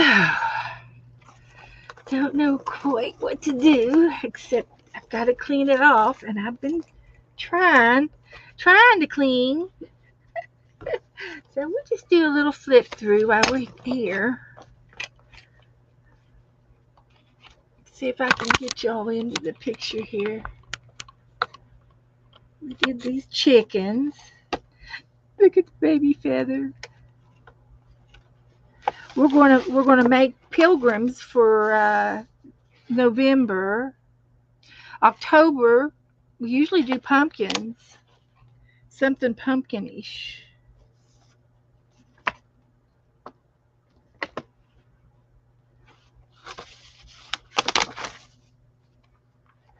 There's our little pig. Has Candy been in here tonight? Candy gave me that picture. Here's two little girls. They look like they're ready for the rodeo.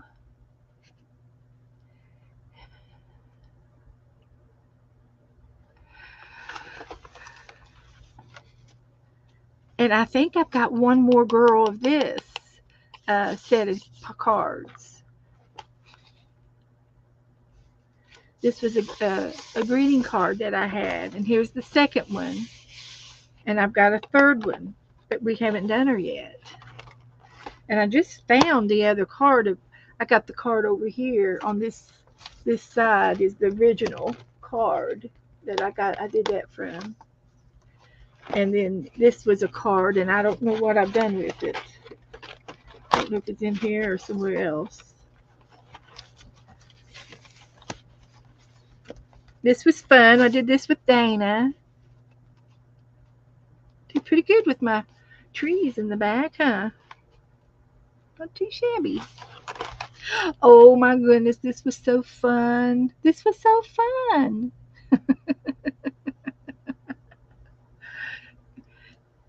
Joyfully singing. Woohoo! And this little girl, she turned out real cute. She wasn't what I expected, but it turned out okay. And we did this one, and I sent a picture of this to Melissa's mother. And if anybody would like to send, we lost Melissa. And if anybody would like to send Diane Smith, her name is it's under Melissa's, or I've got it changed with her name. It's Diane. If anybody would like to send Diane, her mother and father are still alive, a card, that would be awesome. She would enjoy it. She called to tell me about her, and she said, it was hard when she hadn't hung up yet, and I hadn't hung up yet, and she goes, that was the hardest thing I've ever had to do. telling me. She didn't know how to tell me.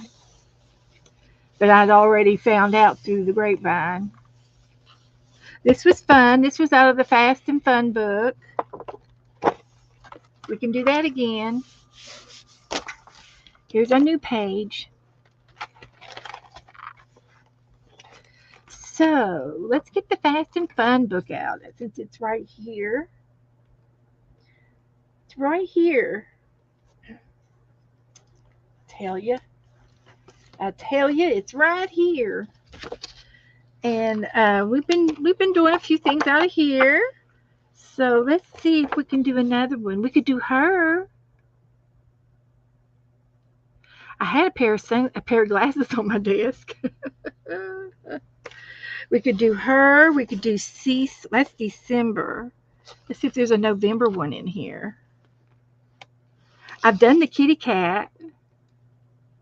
That was fun. I enjoyed that particular piece. I think I did it twice. I liked it so much. Did it again. We did the pears.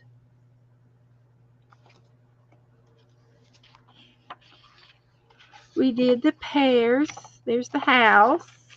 This is directions on the pears if you want to do it the way they have it in their techniques.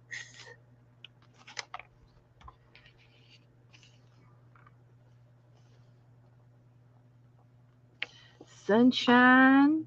We got giraffes. We've got rhinoceroses. Was that a rhinoceros? I don't think I've ever done a rhinoceros. There's the house.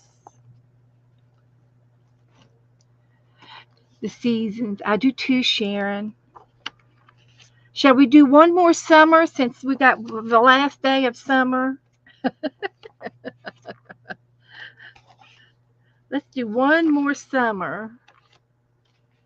The big dream.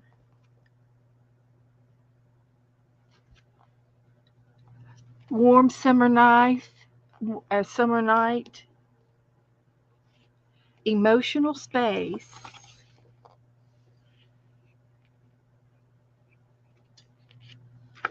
There's some roses. I've done this.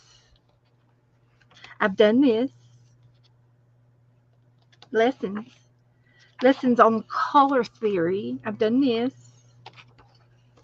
I've gone through this book several times, and I think I've done this one. And I've done this. I did this the other day. Oh, Cheryl said she sent me a sunflower. Okay, we could do a sunflower. Let's see if there's one in here. There's a sunflower.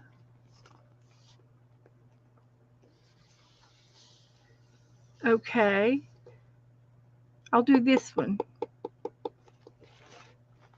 We're going to do a sunflower.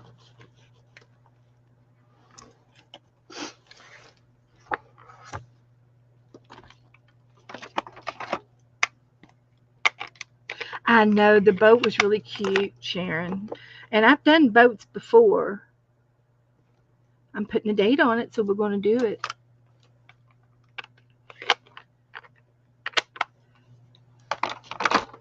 The drafts were cute. We'll do them sometime. We've got more to do. So I'm just going to do this one now, and I'll go ahead and take a picture of it and post it in the group in case somebody wants to play along.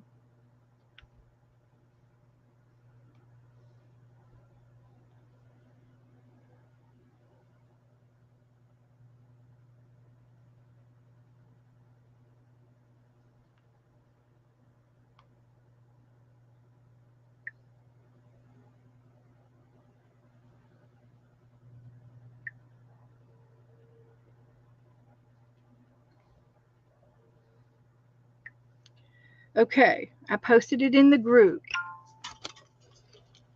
All right.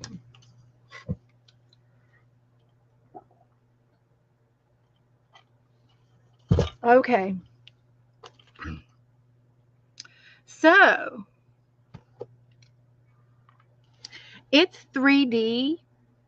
So, it's like laying on top of the background. So I'm going to do the background first.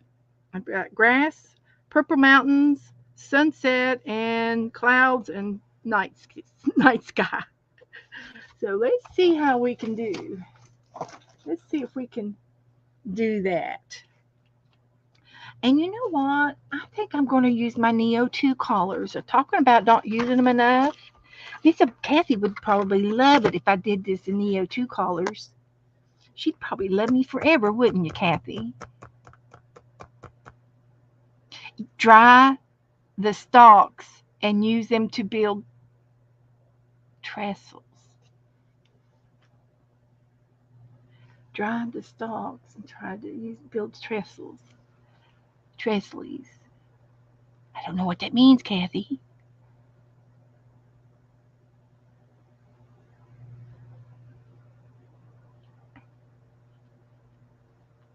But anyway,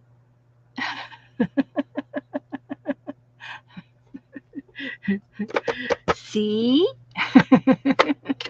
So I'm going for the green for the grass, and there's darker, and there's a little tiny blue in the middle of it, and then some lighter green on top, and some yellow sticks, and then the other green. Yeah, we're going to use those three for the grass. We'll get the background done, and then we can work on the sunflower. Now you might not be able to see me working down here. Let's see if I can get you to see me here. And what I'm going to do with this is go over it with a wet brush and smear that color around. And then I'm going to do some more. Okay, we're going to do this in the middle.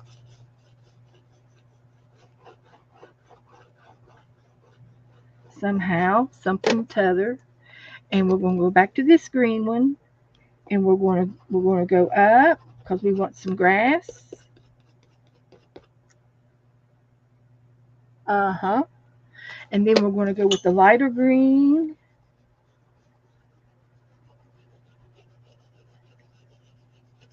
This is all grass and fields. Kind of messy. It'll be all right, I promise. I know it looks sloppy, but it will be perfect. So I'll get the water brush after that. And then it goes back to the dark a little bit.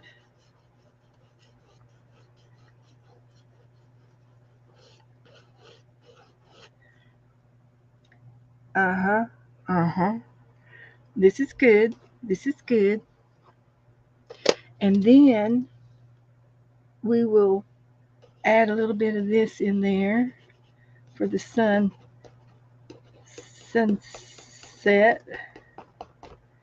like that.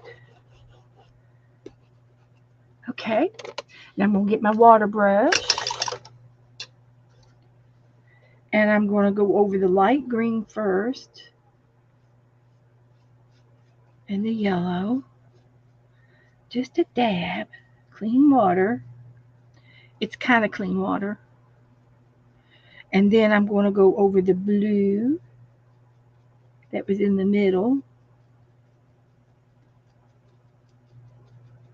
And now I'm going to do the green.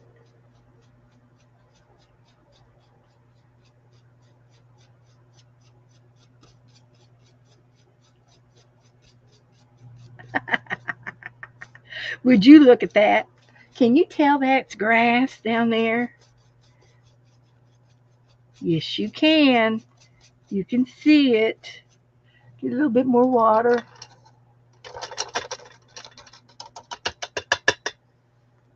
And I'm going to do this green.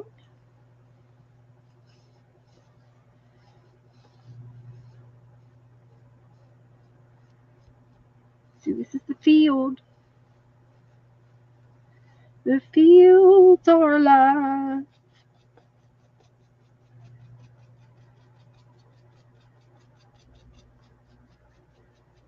All right. Need some more water. Need some more water.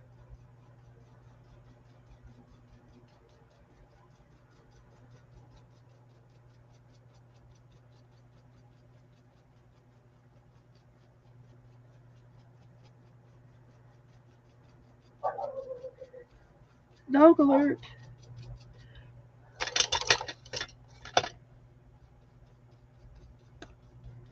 Okay. I think I got them all dissolved a little bit for the most part, and I don't mind the stripes showing a little bit. But I can scrub them a little bit. All right, I love this. Look at that. The crayon marks are gone.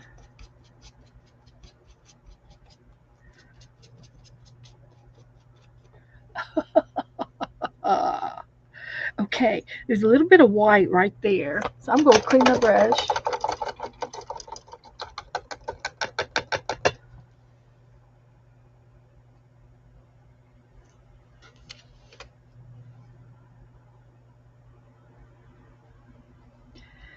So I'm in the yellow here, bringing it down a little bit. Like that. And I think I'm going to add a little bit more blue. It's like a hidden, it's like a hidden body of water down in here. There's like a pond or something down in here.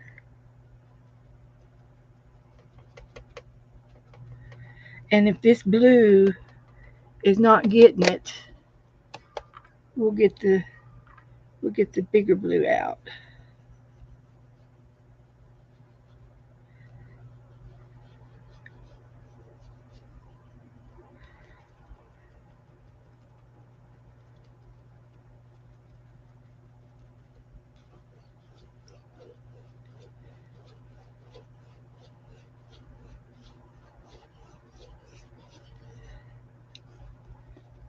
There's a hint of a pond there. I can see it. I can see it.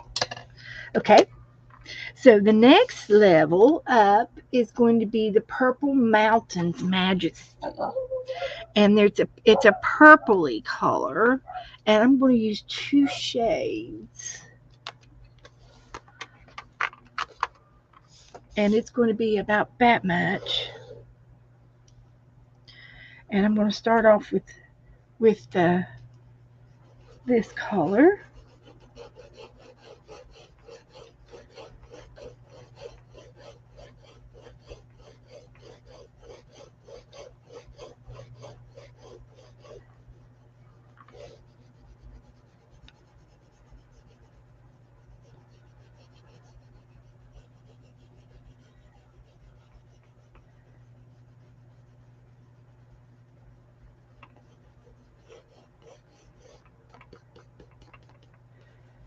Okay, and then I'm going to use this too for the edges. And another paintbrush. And I'll do the middle first.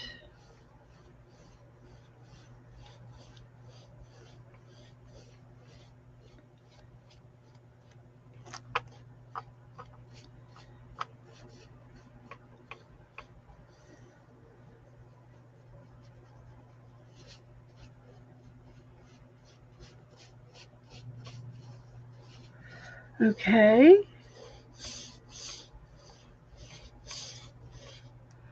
Everybody doing okay? Kathy lives out in the boonies. Yep. I'm a county lady. Cheryl's from the county. I'm a river rat. Yeah, buddy, I was born and raised on the Ohio River.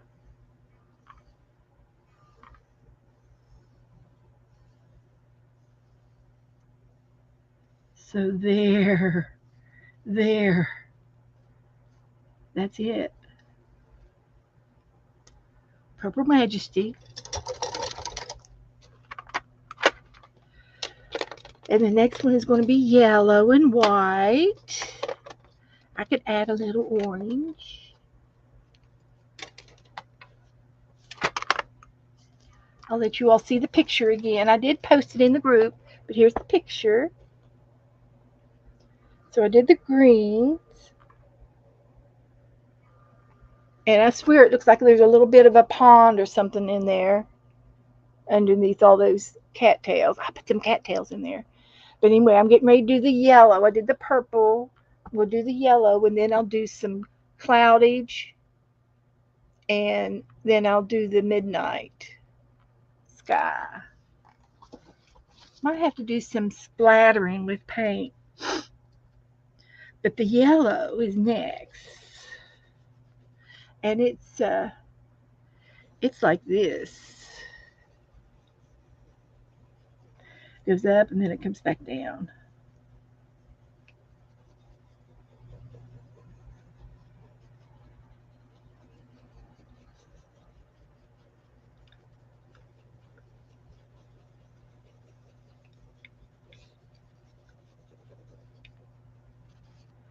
So let's see how that pans out. Let's see how well we can do this one.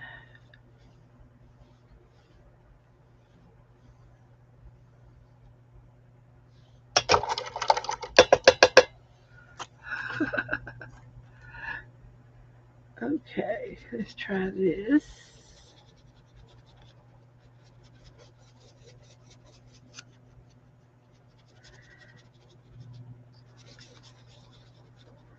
Okay, and then I'm going to add some white. I think I'll add this orange. It's a light orange. Just a little bit of maybe on the edges or something. Just a little hint. Not to take away, of course. We're not taking away from the yellow, but we are adding a little orangey to it, the sunset.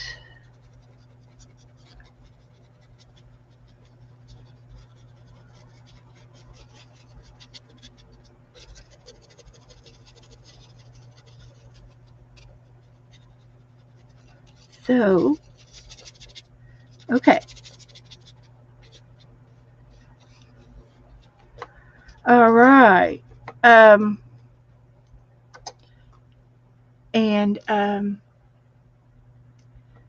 the next one is going to be clouds.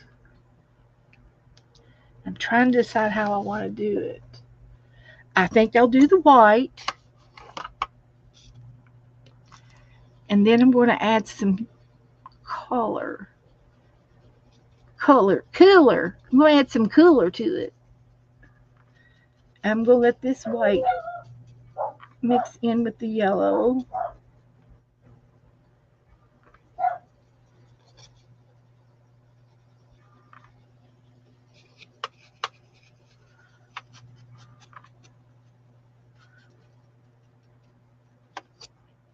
And I know it's hard to see, but I'm going to use a pencil to sort of show me the direction of the clouds.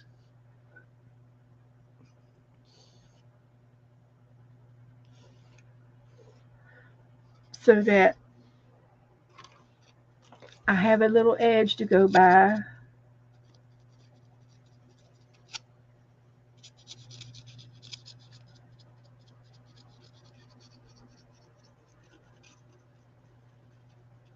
And I need to go get me some clean water.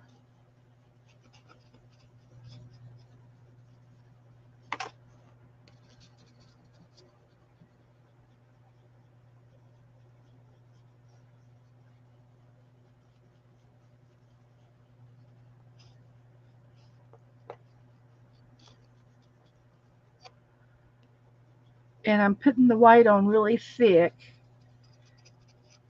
because I can't tell what I've covered up on the white paper. And I've probably done a good job, but just in case. And I'm going to add some hints of blues in the cloudage. And it will be uh,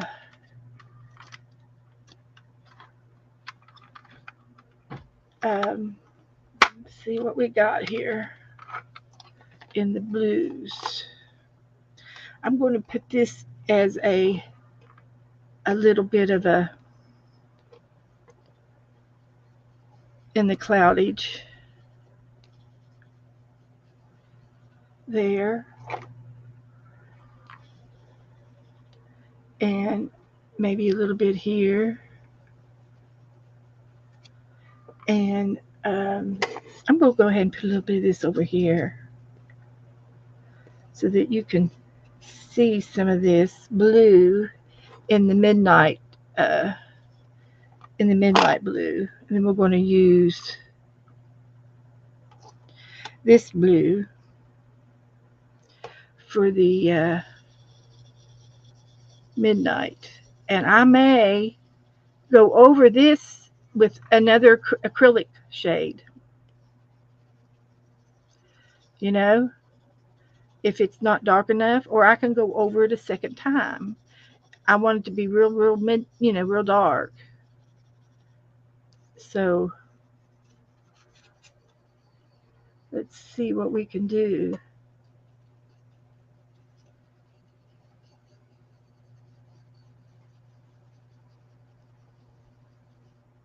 I'm just experimenting. Can you all see what I'm doing? You can see the clouds now.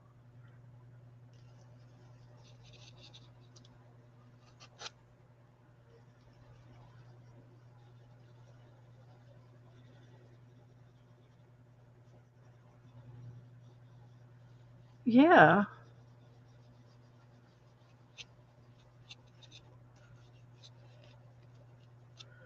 And then it's dark over here too. There's some lights. There's some stars over here too.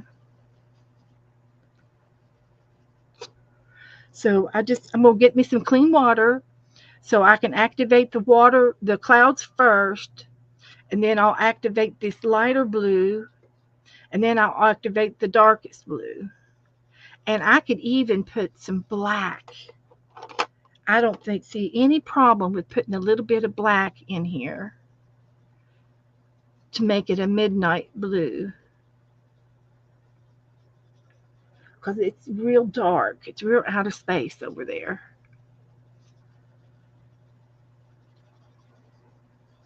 So there. I'm making it up as I go, but it's going to be great. It's going to be great. Use them up. So I'm liking this. I like it. And then I'm going to let this all dry, and I'll do the sunflower, and it's going to be made out of paper. I'm thinking about making it out of tissue paper wads. So I'm done with yeah, I think I'm done. So I'm going to get me some clean water. I'll be right back. Gotta have some real super clean water for that, the white.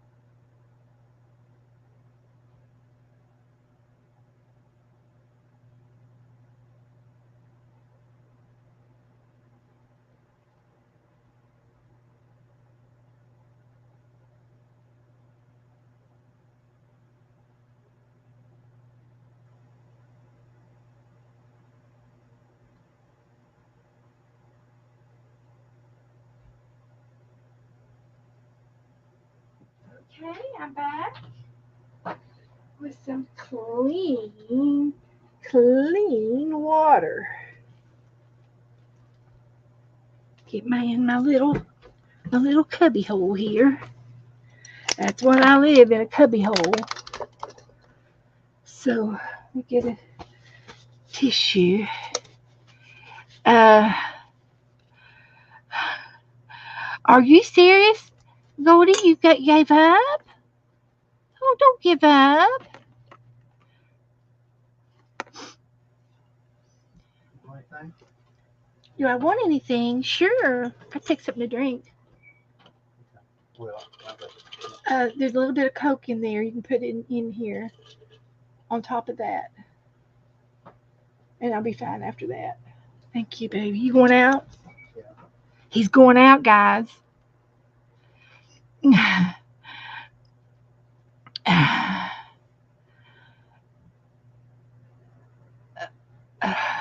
Okay, so let me get my clean brush. This is a fan brush. I don't know if I want to use that or not. I'll just get the regular brush. So I'm going to do the white first.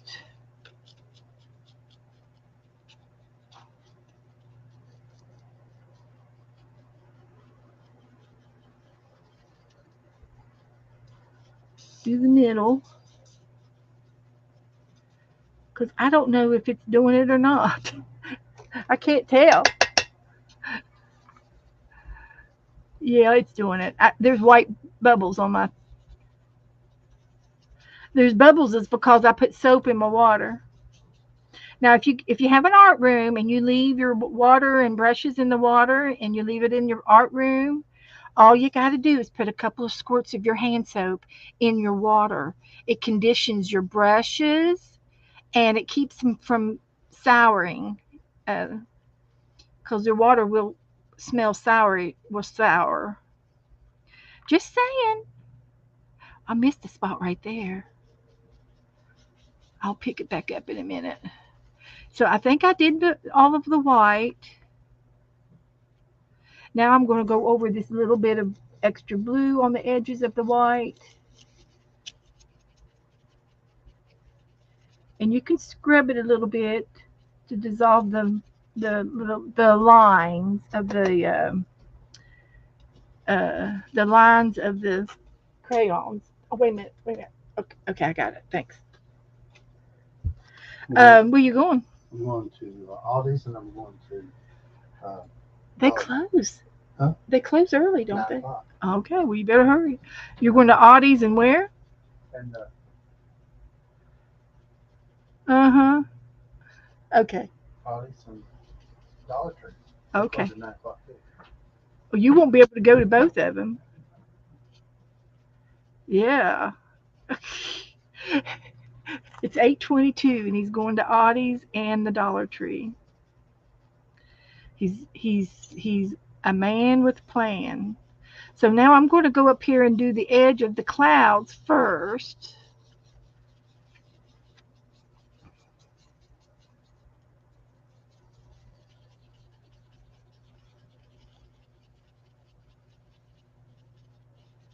So I like the way I've got some of this little bit of blue going on in here. So it looks like clouds. Because you know how you have cloud marks. Is that what we're calling them? Cloud marks?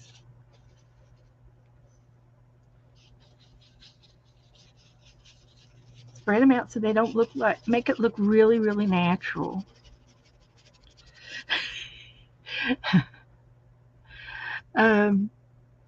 Let's see.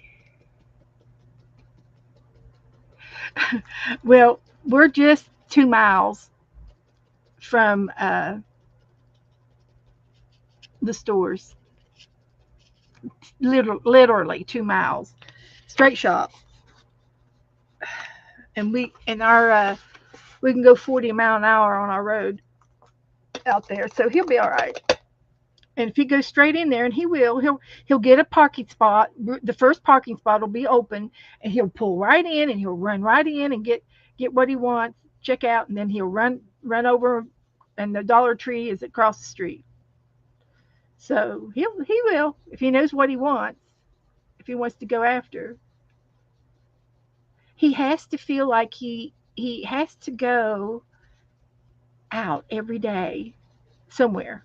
If it's not Home Depot, it's Walmart. If it's not Walmart, it's Audie's. If it's not Audie's, it's the auto store for a part.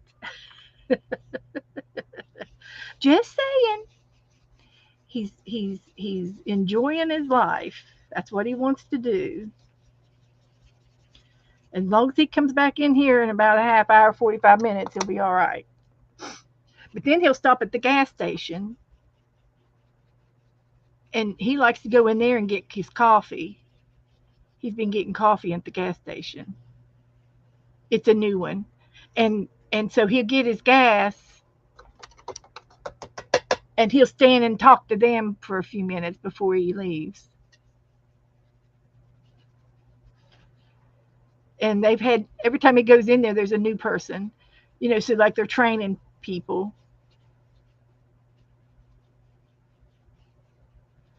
So anyway, we've got 2-3 layers of and I still say these corners need to be darker. So I think I'm going to go over them again with my crayons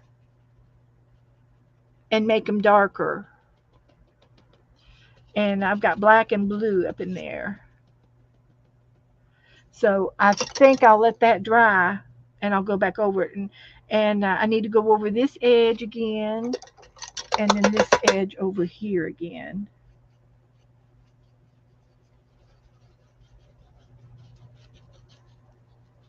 I really love this, guys. I love it. Just love it.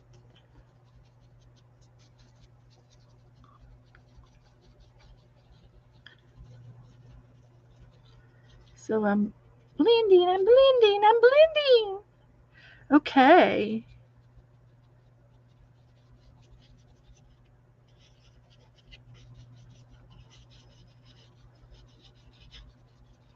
Give these clouds some layers.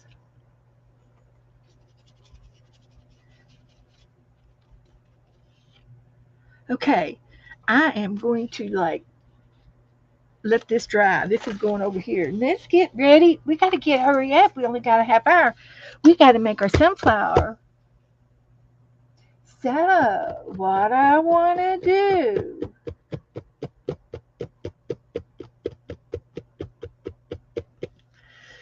I need some yellow paper and some white tissues.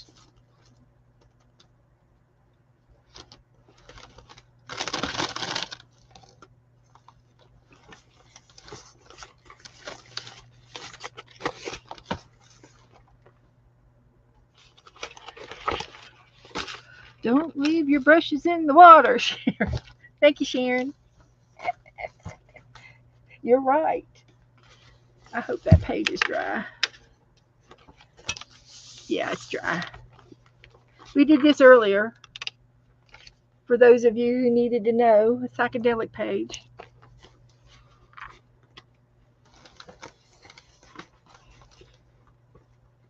I don't have my good ones in the water. I took him out, and I think the little brush is over here.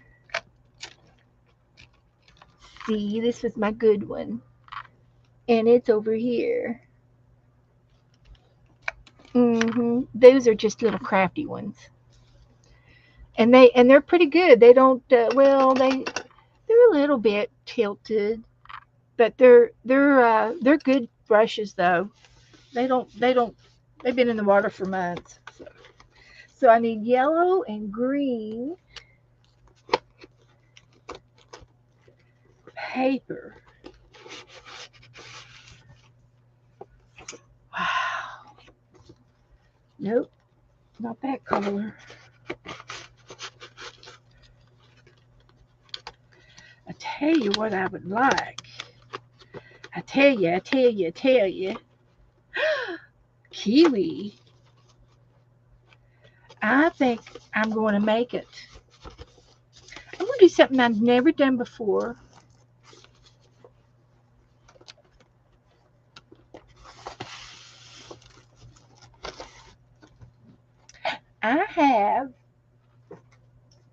my possession a big sheet of paper over here.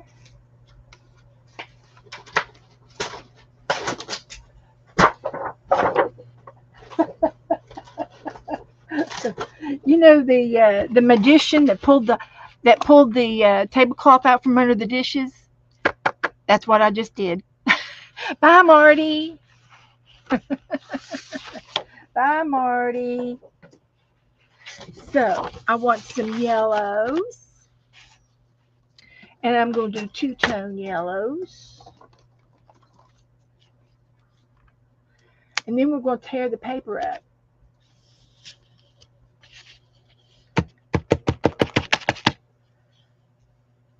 We want some of this. And we might even put a little bit of this gold in it. So let me get my brush.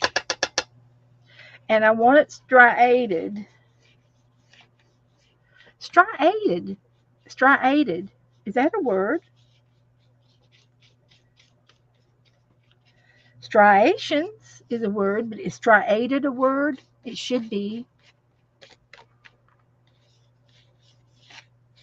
It should be a word. They didn't ask me when they made up the English language. They didn't ask me a thing.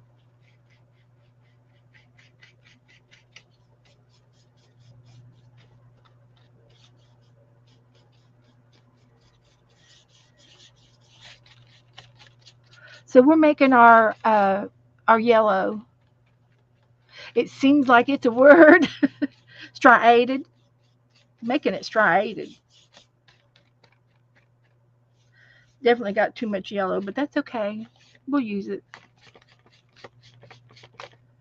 I got more paper. I took a bunch of this paper out of this book because it doesn't rip out. It's it comes out and you can put it back in the book. I'm never going to get that book of paper again. Don't like it. Going back to my Canon XL. Okay. There's that.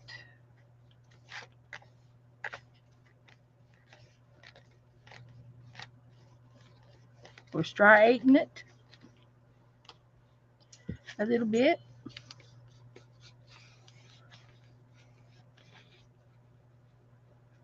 Okay. Now we're going to use a little bit of this and drizzle it around in spots. We're making this up, guys, as we go. I've never done this before my entire life. Can you believe I've never done a lot of this stuff? Isn't that cool?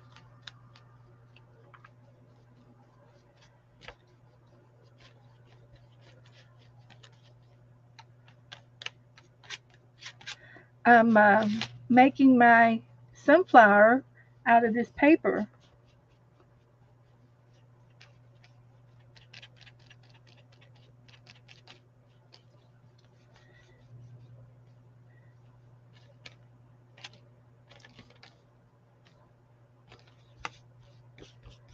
Okay, I like that. Now this is a ochre, and it's like it's a gold, but it's a brown, yellowy gold.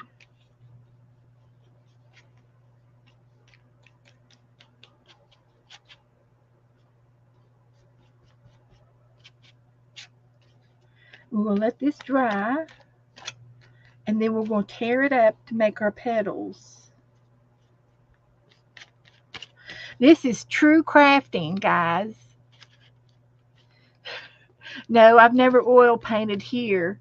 I have oil painted. I've got one oil painting that I've done, and I did it with it's like painting with a twist. There was a couple at church who was a husband and wife team, and they set us all up to do oil painting. they donated all of the paper and the canvases, and we paid per person, and actually we just paid for our products, and then whatever other money that we wanted to give as a gift, we were making money, earning money to make garden a rose garden at the church.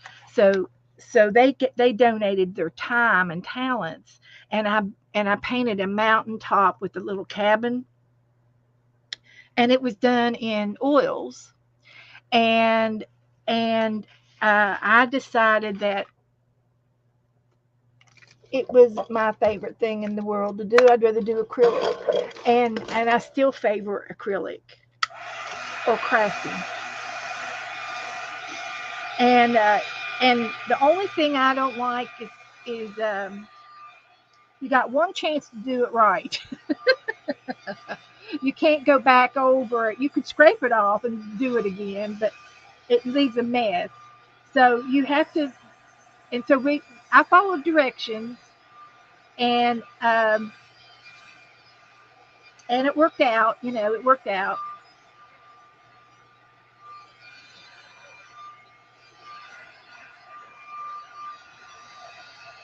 Then we got to do our leaves. Mm.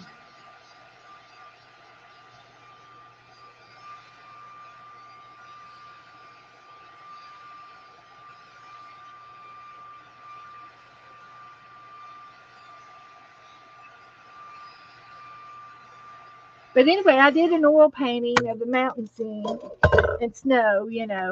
And I'm just more of a beachy girl. I like I like the beach. But I signed up for a beach scene, but they switched it on us. Yeah, they did the old switcheroo because I wanted the palm tree. And my mom, but you know what? I've got my mom did a painting on a different day, and she got to do the palm tree. And I have that picture in the living room. I'll run and go get it after I get this green side. So we're gonna have some green. Let me paint. Let me get the fan brush out and get this done in a hurry. I might have to stay over, guys. I can't get this done in time since I'm goofing off.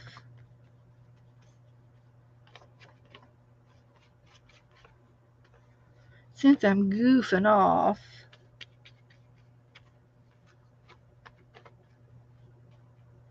I'm going to quit with the green right now. And I'm going to go for the light because I got too much green. It's brand new. This is Lime Tree. And you know what? I was talking over my mom. Her address was Lime Tree Drive.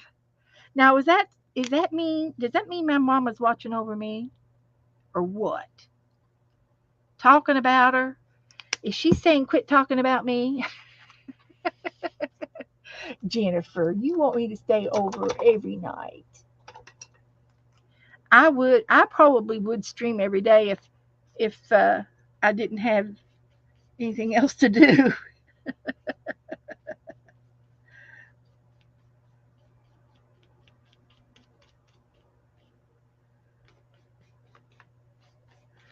Yep. So anyway, we got to have some green because we've got to have um, a stalk. I can make my stalk over here. And then I got to have some leaves.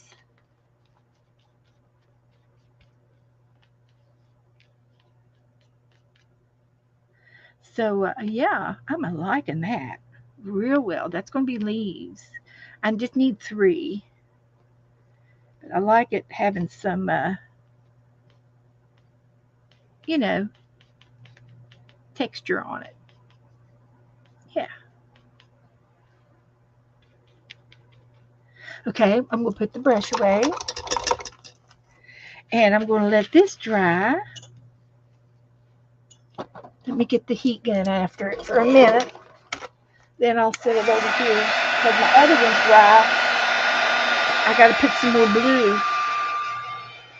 in my universe.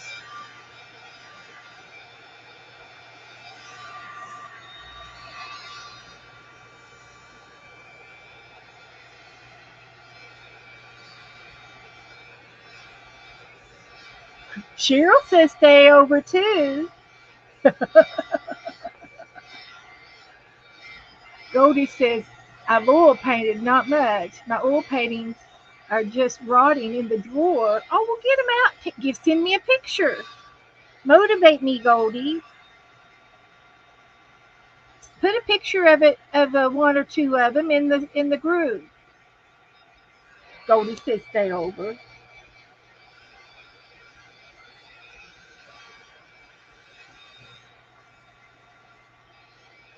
I feel pretty good. I've been in here since 3 o'clock, so I'm way over 3 hours.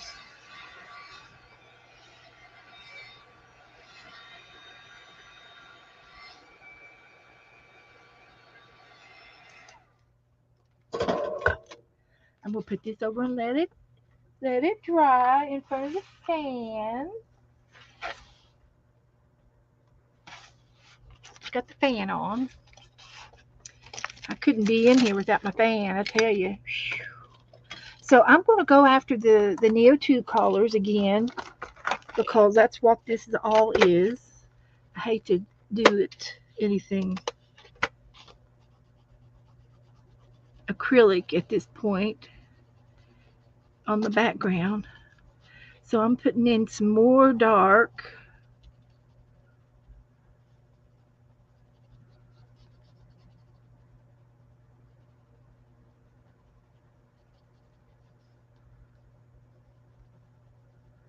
Okay.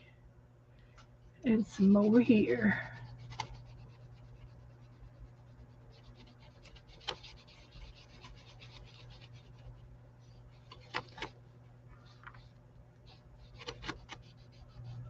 Let's see if that'll be enough. It's really dark over up in here too.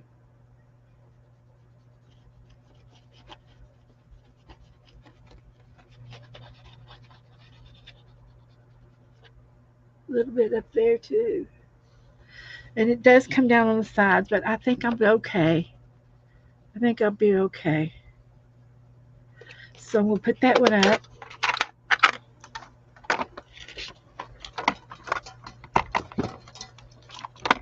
Get that over there.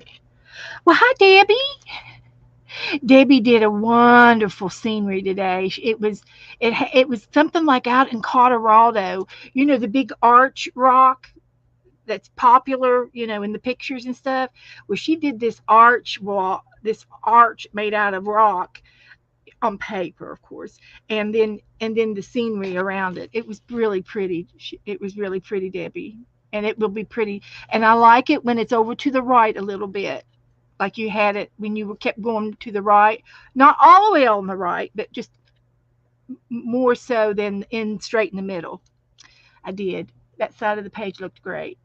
So I'm gonna go back to here and get my little water brush. It might be green, but it don't matter. It's going to be in midnight up here, so I'm gonna mix up this. Yeah, you all can see it. Going over the Neo 2 colors up here. This is the night sky coming on over the sunset, and I do have a little bit of black in that, and it's fine. It's underneath. It's okay. I could still put some more black in that if I wanted to make it more nightish. But this will be good. This is just the night's just slowly creeping in on us.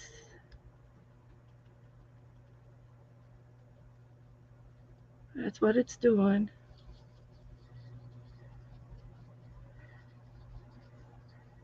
And I needed darker on the corners up here.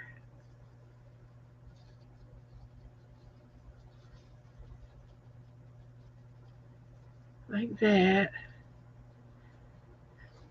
I might need to do it a third time if it's not dark enough. Wouldn't hurt.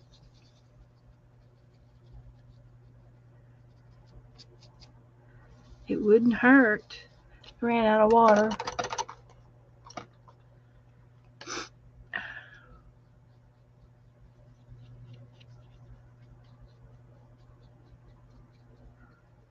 And we're going to put some stars on it.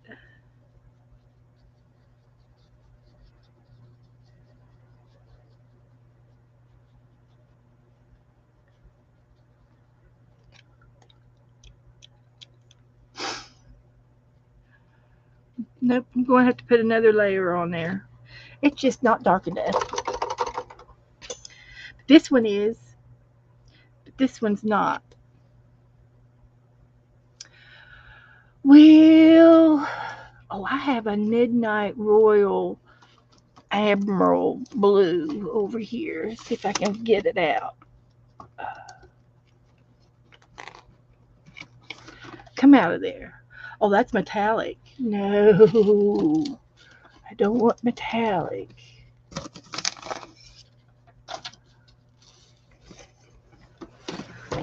That's okay. We're having a craft-a-lanch. Nothing new. I've got this Admiral Blue. Just going to add a little dab. Thank you. It was an accident. I just gently played with them. I didn't go all wild. Yes, off-centered. Yeah. So I'm going to just put a little bit of this Admiral Blue up here. And it might give it a little bit of a shine even. It might give it a little bit of a shine. So we'll see.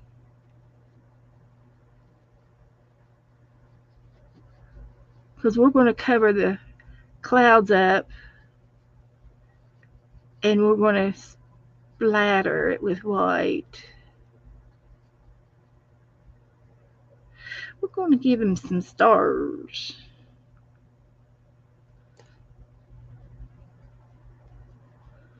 So this is the last summer night overlooking the horizon. The last summer night. And this is the last of the summer, guys.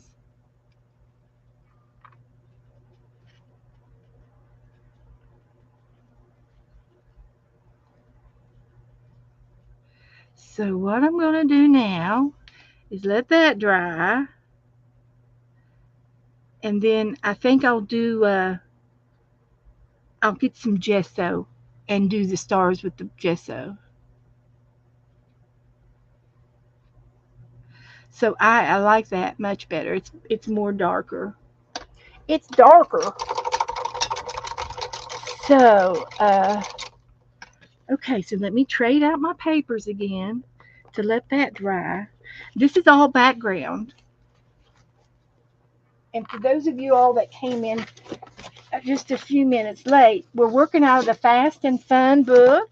Debbie knows this book very well. She knows it. Fast and Fun watercolors. And I'm using mixed media. But this is the picture that I've picked out for tonight. Cheryl wanted me to do a sunflower. She sent me a sunflower. And I found this one. So this is what we're doing. And I'm going to make my sunflower out of this paper here. So let's get started on that. Let me get the dryer again. Dry my paint. True mixed media. And then I'm going to get me some tissue paper.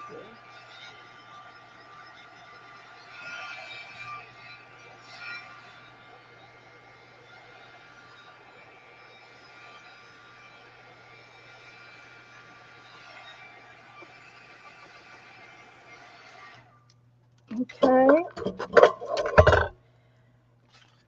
And for those of you that came in late, I did do a part of a fox. We did a part of a fox tonight, felting. We're going to finish him up Tuesday. And we worked in our fall tall skinny book. And I'm going to put FALL on here. I think that'd be cute, fall. And I sewed in the 4 signatures. We made this Thursday night, and I sewed in one signature to Thursday night, and then I sewed in the other 3 signatures this afternoon. And there's all kinds of fall paper in here, and this is going to be a glue book. And we started it off with the fox. So we're working around our fox tonight. So this is going to be like this.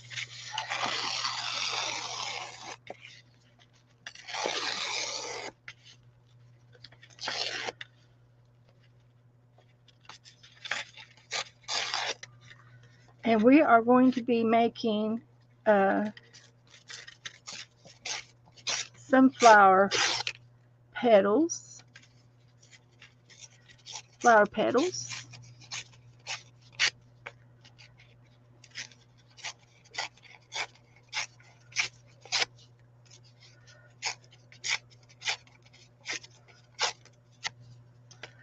Like this.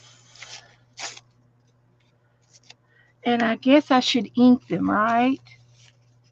Since it's white paper around the edges.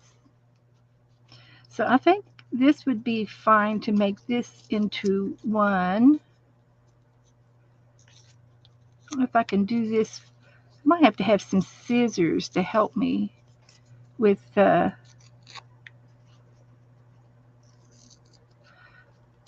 points. See, that one's all right, that point. So I guess I'm going to have to ink them.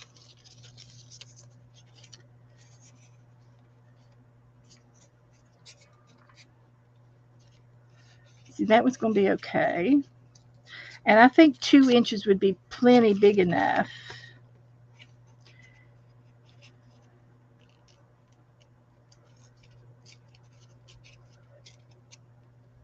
So like that.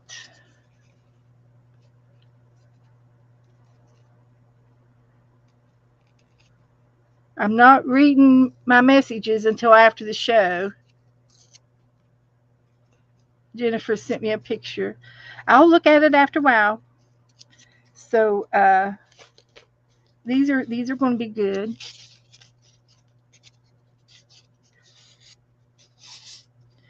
And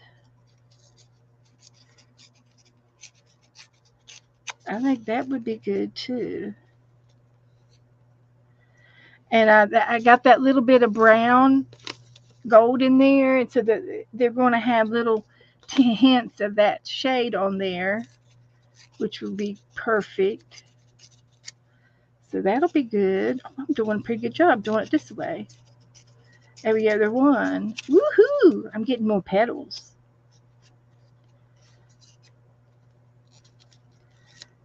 And these are going to be all in a circle. In a circle.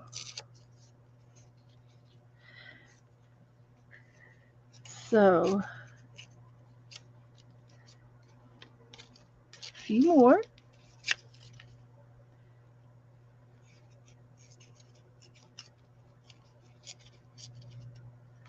That was good. Let's try this one again. That'll be all right. And I can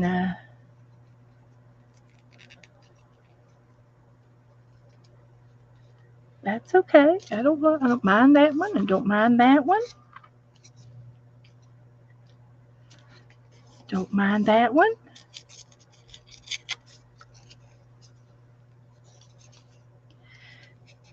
Sunflower petals. Who would ever thought? Who would have ever thought? Oh, okay, Jennifer. Her battery's low and getting low. Plug me in. I'm going to have to stay over. so I can get this done. There's a leaf. There's a leaf.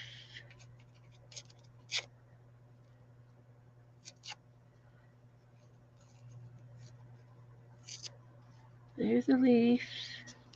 I'm liking my leaves. Petals. Petals.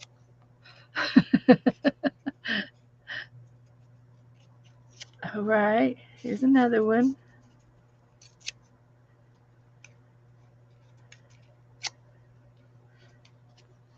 I think I'll have 2 rows. I think I should have 2 rows.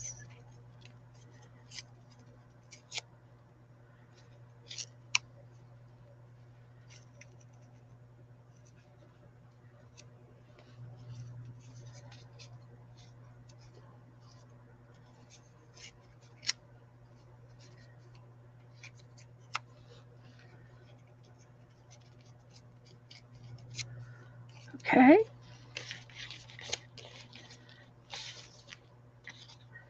All right. I'm going to keep making them. Because I think. Run, Doretha, run! She's got to go get her cord. Plug me in, everybody. Plug me in. Don't let your battery die on me. Don't do it.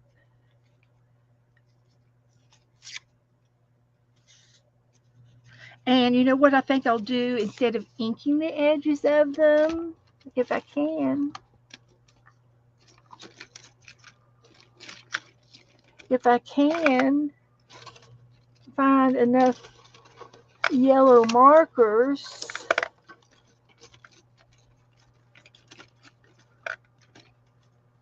that's a pencil. It shouldn't be in the markers. My iPad hooking up with my tin can over here. My iPad has a magnet on it. So I got these markers. So I'll use them.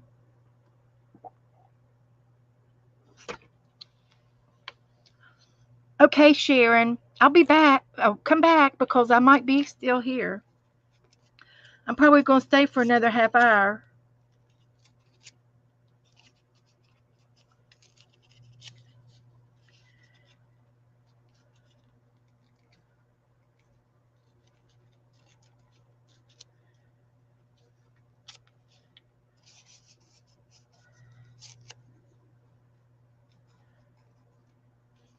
Okay.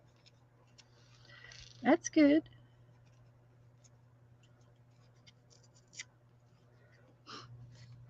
That one's good. That one's good.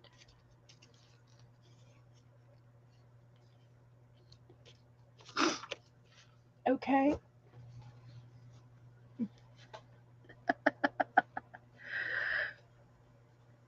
Jennifer's plugged in. Hi, Joni. You came just in time. Just in time. We're over here making sunflower petals. Have you ever made sunflower petals before?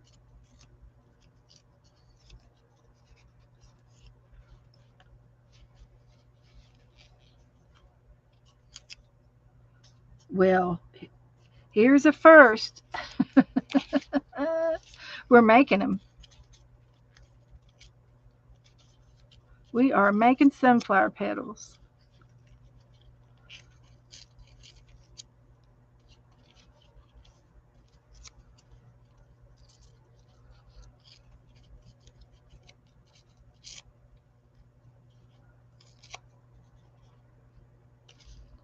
Yeah, buddy.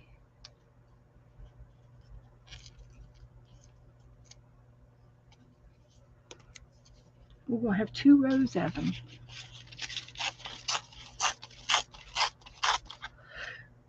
This one's got some sticky paint on it. It'll be all right. It'll dry eventually.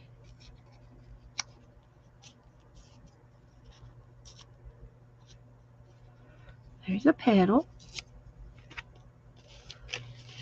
I got all my scrappies over here. I don't know why I don't have a tray over here, but this is all trash.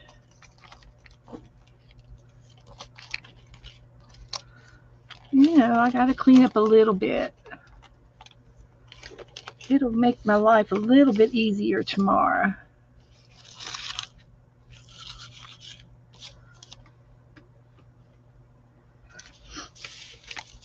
Okay.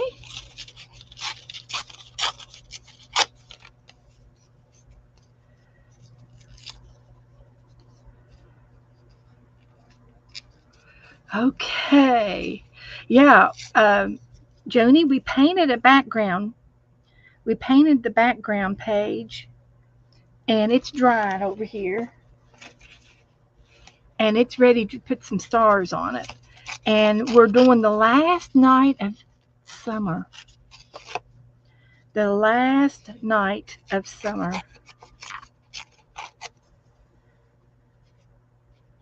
So, yeah, that's what we're doing.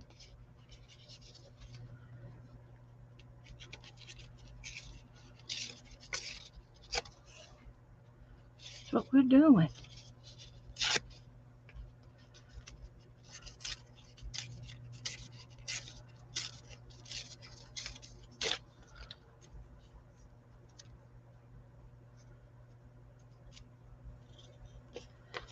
Yeah.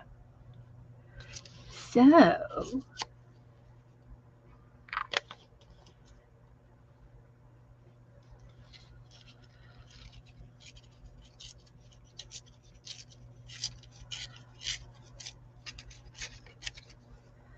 there's that one.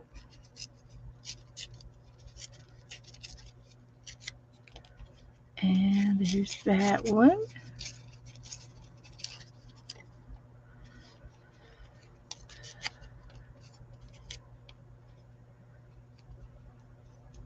Come on.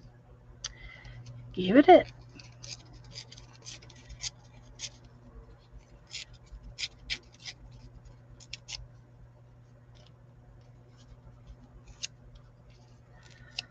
So there's that one. And I'm going to keep this one too. I can salvage it. I can salvage that one. That's all of the yellow I have.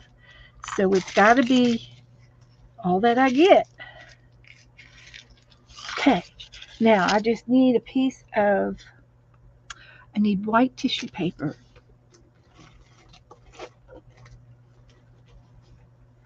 And look, I've got it. I've got white. Look at that. I think it's white. Yeah, buddy, it's white.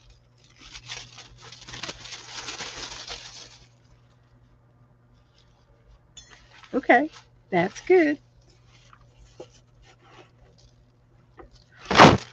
So we're going to tear this up.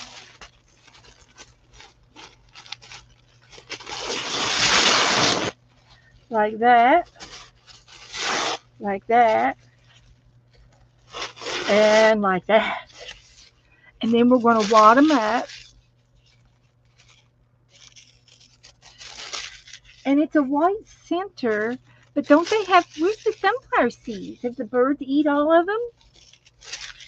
The sunflower doesn't have any seeds. We're going to have to do something about that. I wonder if Joe's got any bird seed on the back porch. I wonder if he's got any bird seed, sunflower seeds in the cabinet. Oh my gosh, sometimes he does buy them.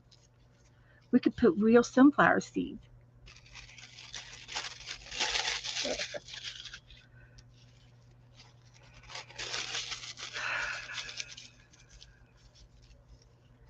Okay, so let's get this ready. We could add a little bit of black dots or something. I could make some black dots out of hole punches. So that's all that I have of this. So that's all that I get to do of that. So this is all going to go in a circle. I think it'll be just enough. I'm going to get my yellow thing. And this is going to take me a minute.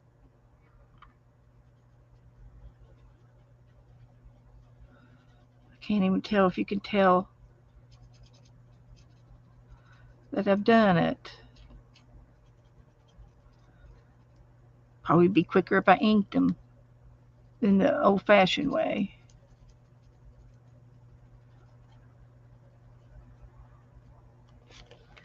Well, that's not going to work. Let's try it this way. This is going to take too long, so they're not going to be inked. Nope, we're not inking them. That's a fail. But I need a piece of paper. Paper. Like an orange. Ooh, what's that? Oh, looky here. Now, I'm going to show you guys how my mother taught me, how she taught me to make a circle out of a piece of paper. So you fold the corner over, and you want to fold the corner again, and you want to keep that line, that short side, on the outside of your cone, like this here. You want it on the outside. So we're going to fold it again. Now we had a bird cage that was round. It was a round bird cage. And this is how she taught me to put the wax paper in the bottom of the bird's cage. So this, you cut this off. This was the shortest part of the paper, and I squared it off. So I'm just going to make this just a gentle circle, just a little bit, not a whole lot. And this was the other part of the paper. And then this is a perfect circle that would fit on the bottom of the table. I guess I didn't have a big enough piece. Okay, this was a fail, but it's not over yet. So I made a quarter of a circle. I'm going to use cardstock because we need cardstock anyway, and that's not cardstock. So here's what we're going to do. So I'm going to cut this into a square, which I'm going to cut this here instead of start folding. I'm going to cut it. Now I'm going to start folding. I think I folded it this way, and then you fold it this way, and then you fold it this way again. I think. Isn't that how we did it?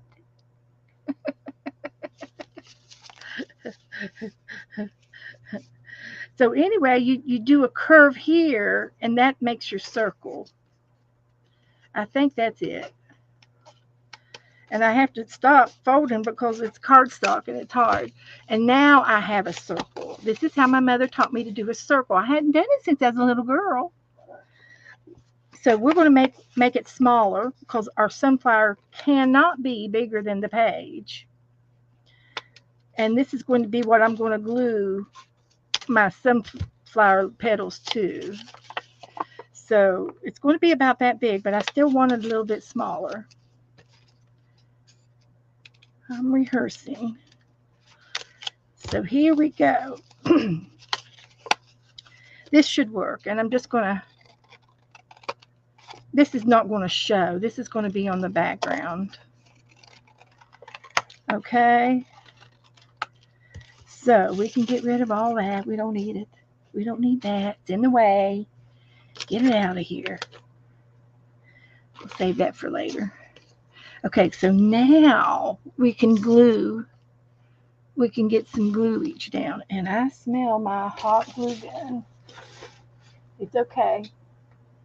It's not touching anything. Just going to unplug it. I could use the hot glue gun if I wanted to. So here's what we're going to do. We're going to go around and around and around she goes. Where she stops, nobody knows.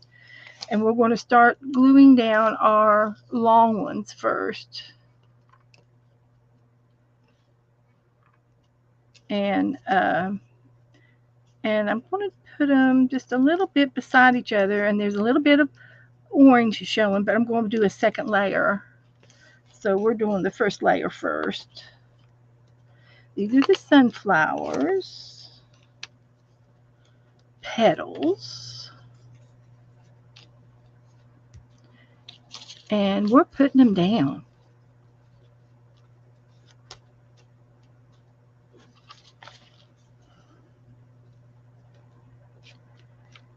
This is a kindergarten craft, by the way. This is something you would do in kindergarten. But I like this kind of work. This is mixed media.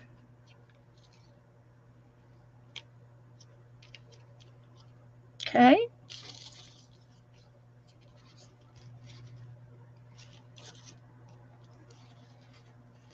So now I'm going to try to flatten that out. I hate putting my hand down on it, but I got to do it.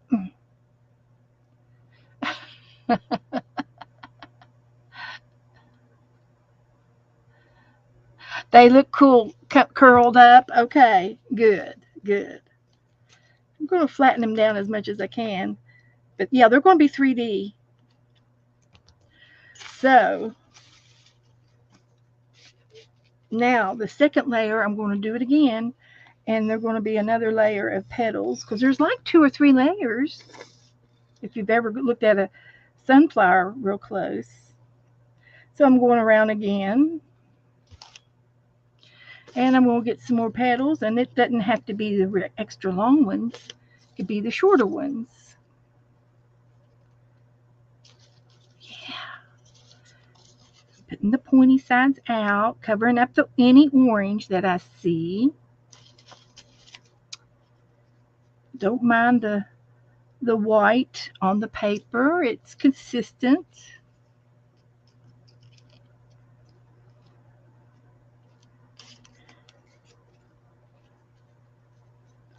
Yeah. Needs to be a long one up in there.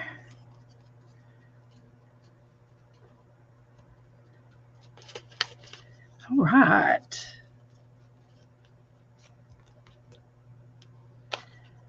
I love it. How many of y'all going to try this?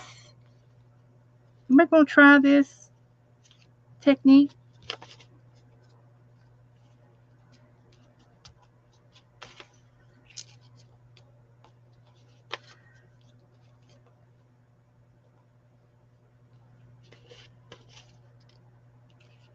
Huh? Okay. I'm going to go for another layer.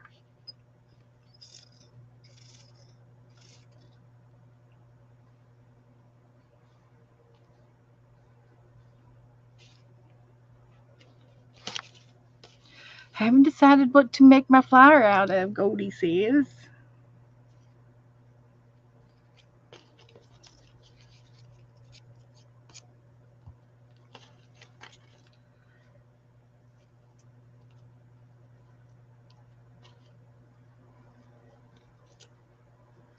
Well, get over there and sit down. I'm talking to my petals.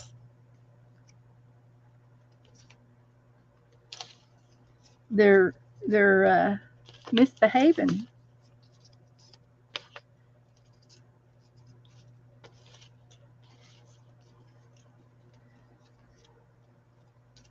I like those little brown ones. Brownies.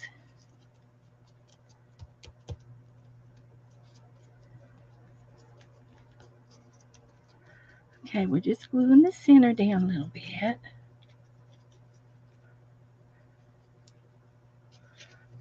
With my fingers. Gluing it down. You could do this with the pie with a paper plate. So now the fun part is I'm going to roll my center back up again.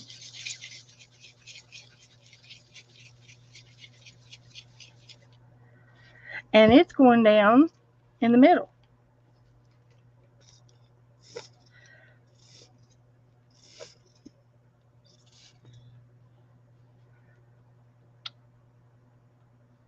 I'm not going to do it quite as big as they had in the picture. Mine's going to be a little smaller because that's just the way it's going to go down.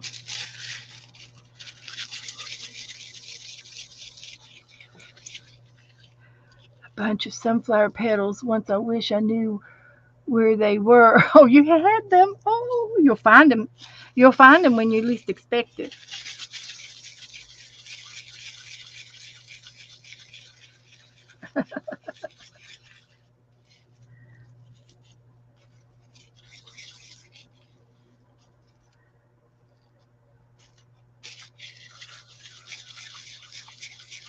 I was going to put some glue on these, but I'm just gluing them down like that instead. This is going to make my book bulky.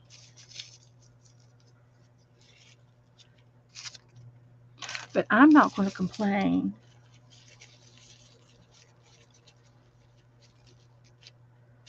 So where does it need it? There. Push that one in. Push them in the circle.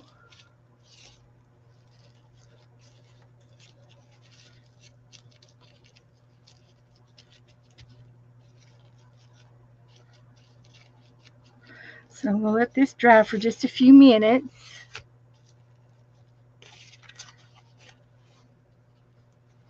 I'm going to do some black. Mm-hmm. Look at this. We're going to find some black spots. I don't know if this is going to work or not, but we're going to give it a try. I think it looks good. Brown. We'll put some brown on there too. I've got a brown one.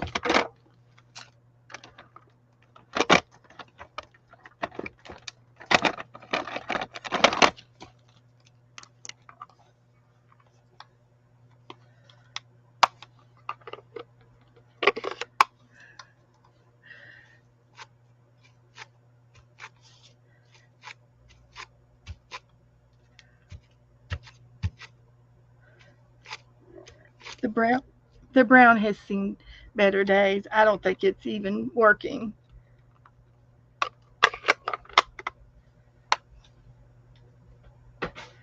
Fear not. I've got some distress inks over here.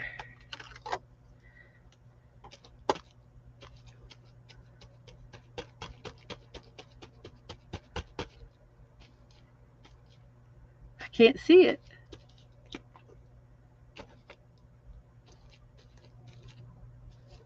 It's all right. It's on there.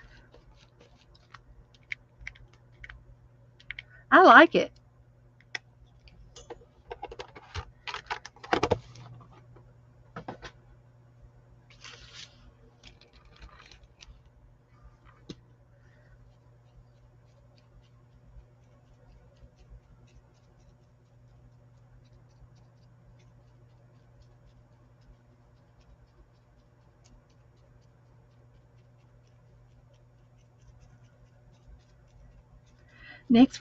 Next week we should uh, paint a black crow.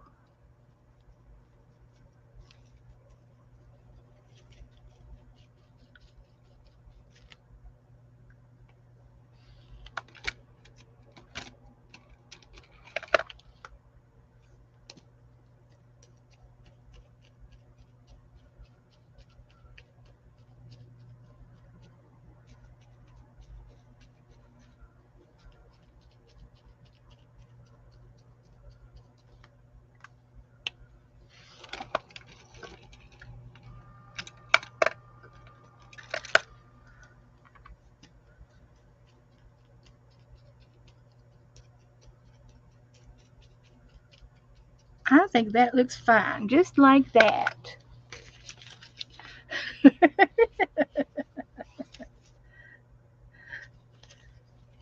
So we'll have to figure out. We'll have to figure out if I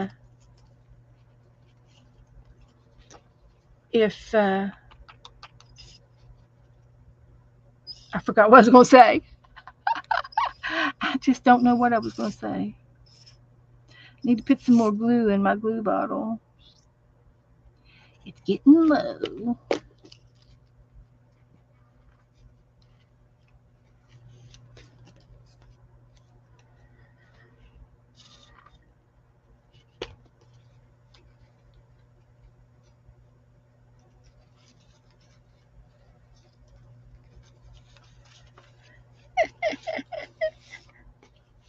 All right, now I'm going to make my leaves out of this. It's dry. We'll leave that on the side. So the leaves are going to be, well, I guess they're going to be cut. But I think this can be my stalk over here on this side.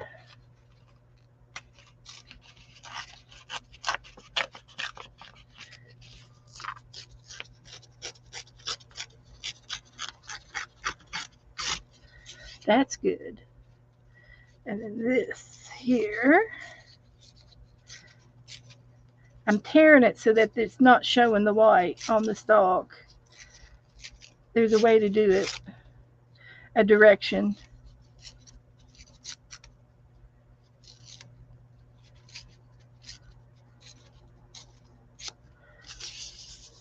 Like that. So it's plenty long enough.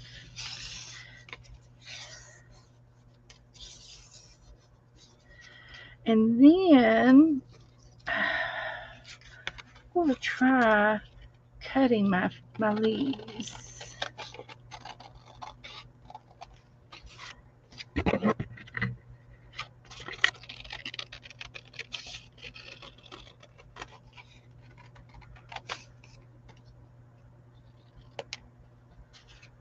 So there's one leaf.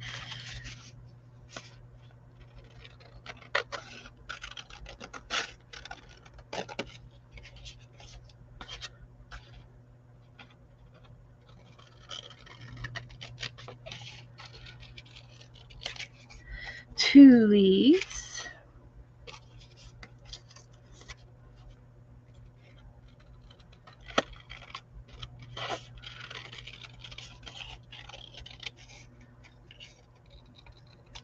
Three leaves. And a stalk.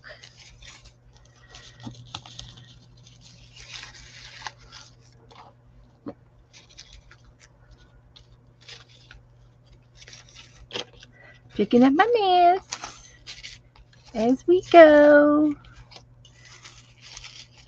Hide the evidence. Okay. So this goes on my stalk.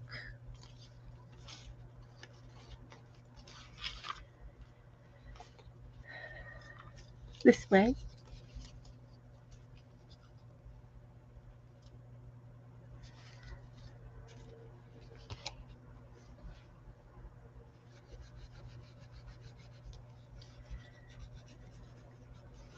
Glue it down real good.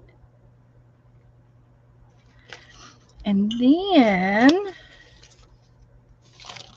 on this side, I'll put my leaves. And there's a little one up here. It's raining outside.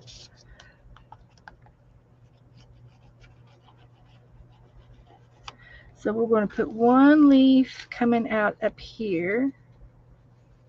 And I'm going to do it a little bit upward because I don't know how well this is going to sit on the page, on the edge of the paper. And then I've got a big leaf right here.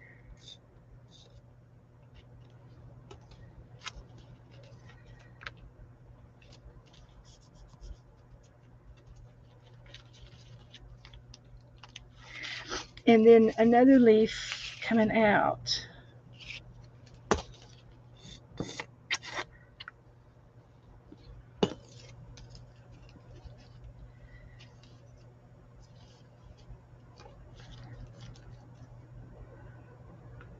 Okay. Now, let's see if I can pick them up. And of course, they have it off the page, like it's like off like this, off the side. But I'm going to have to put it on the page because, uh, I want the book to close. So that's where it's going to be. And the stem off the bottom was supposed to be like this off the bottom. But I'm not going to be able to do that. I've got to put it so I can close my book. So, but there he is. And we've got to do our stars yet. We got 5 minutes, guys. 5 minutes. So I'm going to go ahead and glue this down. Or should I wait and do the, let me dry that first. And I'll do the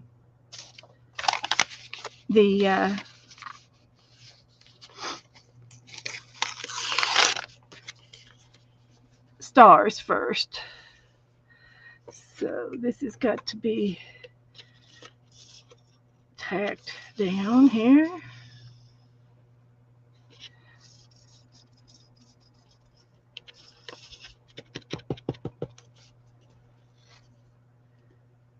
Okay, we could put that there.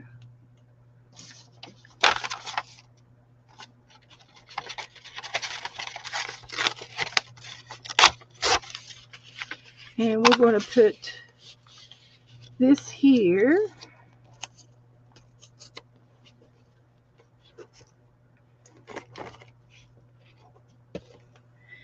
And this up here.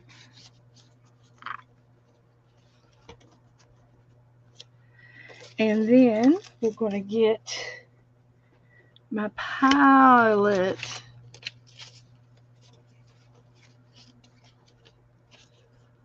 I'll get my palette, my gesso out on my palette. And I'm going to do a white.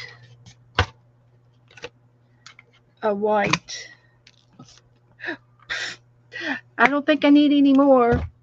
Clean up on aisle 3. Clean up. That's okay. We got it. We got this. And I'm going to add a little water to it. That's way too much, but that's okay. It was watered down. And we won't need very much of this at all because we just won't.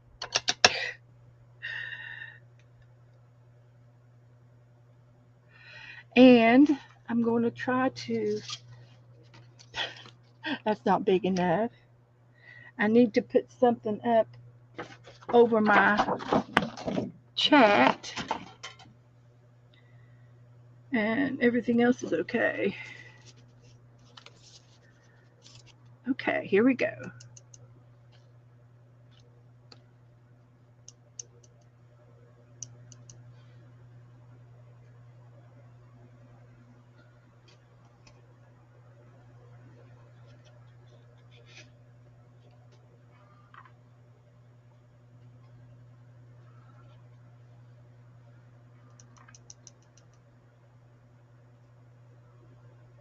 Starry, starry night. Oh, that's wonderful. And I'm going to put that white paint away. And that one back up there. Clean up my watermarks here. Like that. And I don't think this is going to hurt anything. I think it'll cover up. Move away my scissors and my orange paper. And there are my stars. Oh my gosh, it looks so good, guys. So quick, while it's still wet, let me have a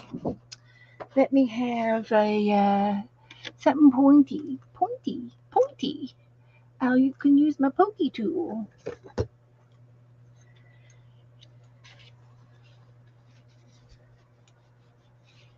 Is it clean? But we're going to have a shooting star.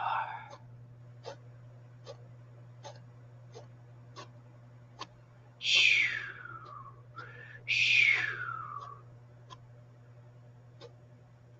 All right, these look like they're shooting down there.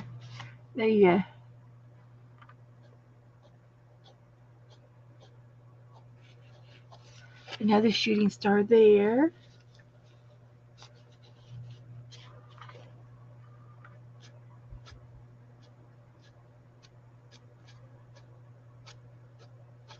And there. That's perfect.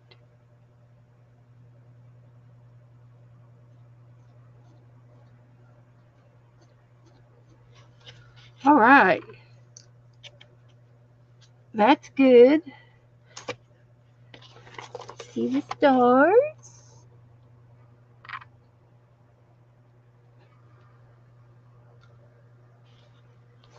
And the last day of summer. What a perfect night.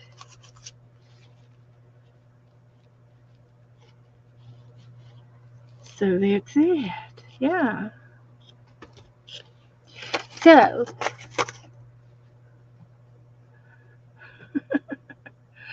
Goldie, that's okay. It won't hurt nothing.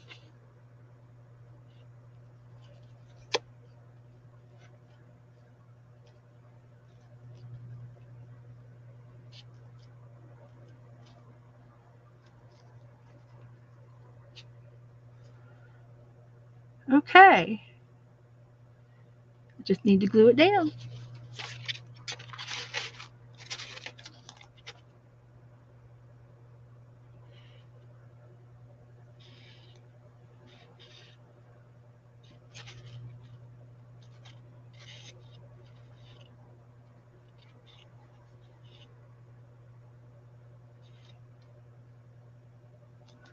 That's all it needs. Just some sloppy glue on the back.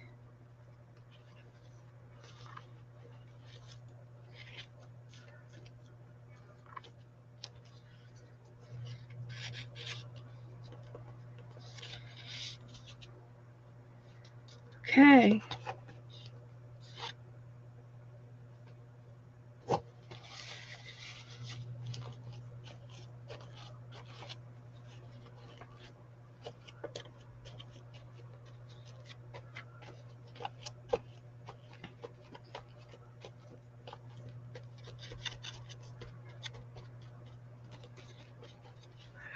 Now that's mixed media. Mixed media, guys. Every bit of that's mixed media. And I am going to cut the stem off. Even with the page.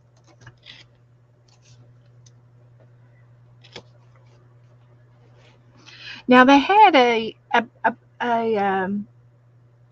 had a quote up here, and I didn't like it. So I'm going to pick another quote.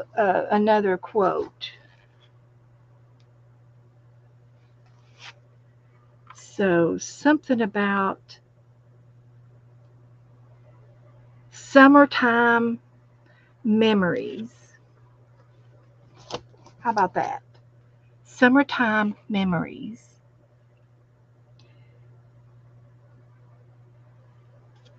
I love it, guys. I hope you guys do too.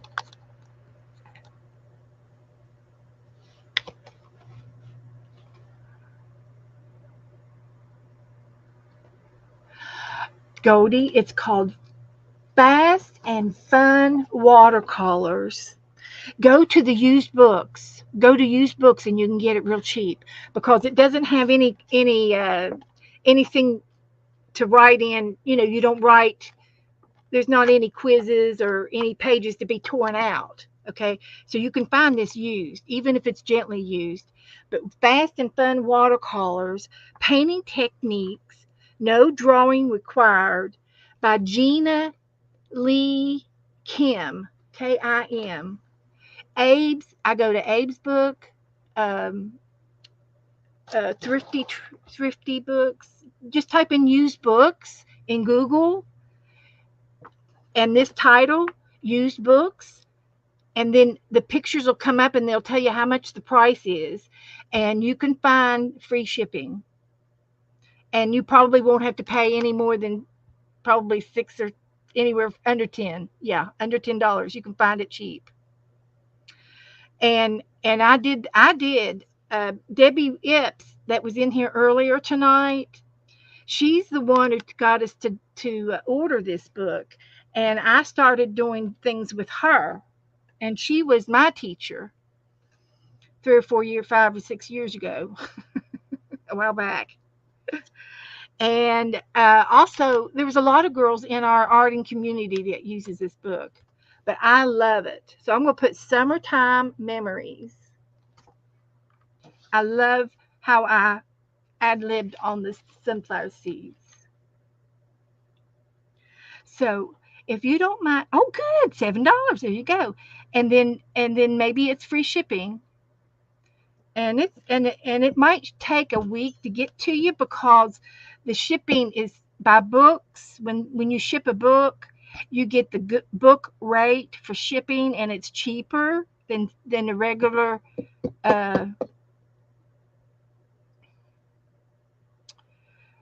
Jennifer says, I have had a fun summer day painting and art. Have wonderful dreams. Yes, Beth, instead of the one they gave. Okay, a fun summery day playing with art. Yeah, that's great, Jennifer. The name of the book is called, hi Vanessa, Fast and Fun Watercolors. Painting Techniques, No Drawing Required, by Gina Lee Kim, Kim, Gina Kim. And she's probably got other books.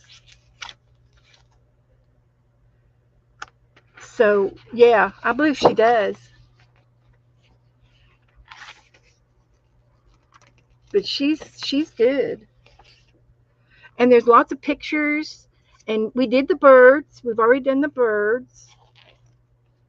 And then this has got like step by step on some of the paintings. She gives techniques about water theory, on how to do your water theory in the front of the book. And I did this one. Yep, I did this one. We did this one together. And I've been putting the dates in here. Oh, look, a fox. It's under a persimmon tree. Look at the persimmons. They're orange.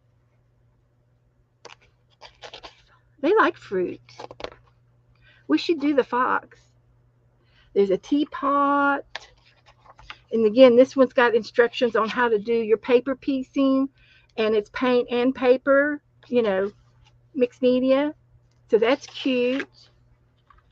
I've done a couple of sailboats. I don't remember if that one was one. There's one with the flowers and the water lilies. And I did a boat with Debbie Epps. But see, look at this one. It's got the jellyfish at the bottom and the water, and then the boat up on top. That would be fun. I would like to do that one. So we're going to be using this book a lot. There's lots of pictures to choose from, and I can see me working in this one for all of this year and next year both. But like I said, I've worked in it before. But I'm going to put it up for tonight. Joe's back. Hi, girls. Hi, ladies. I brought Look Beth what, a Dynamite's drink. look what I made. I see that. That looks really pretty. It's unique, too. A lot of work going into that. Yeah, we had to work over tonight. Oh, you had, yeah.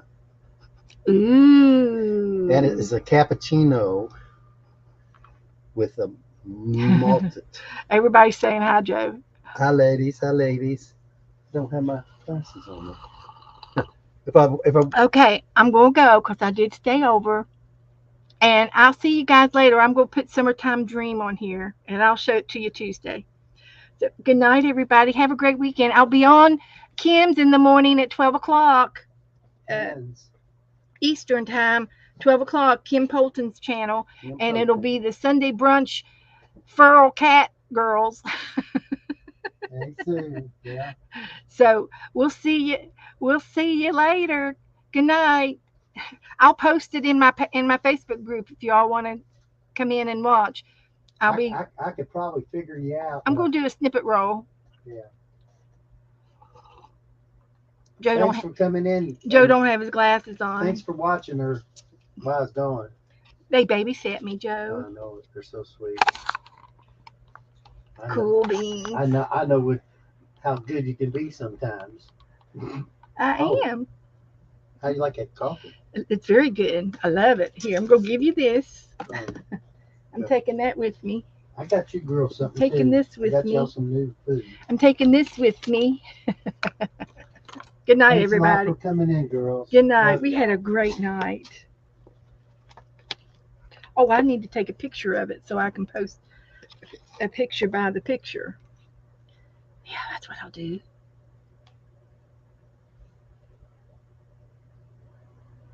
Okay. See you later.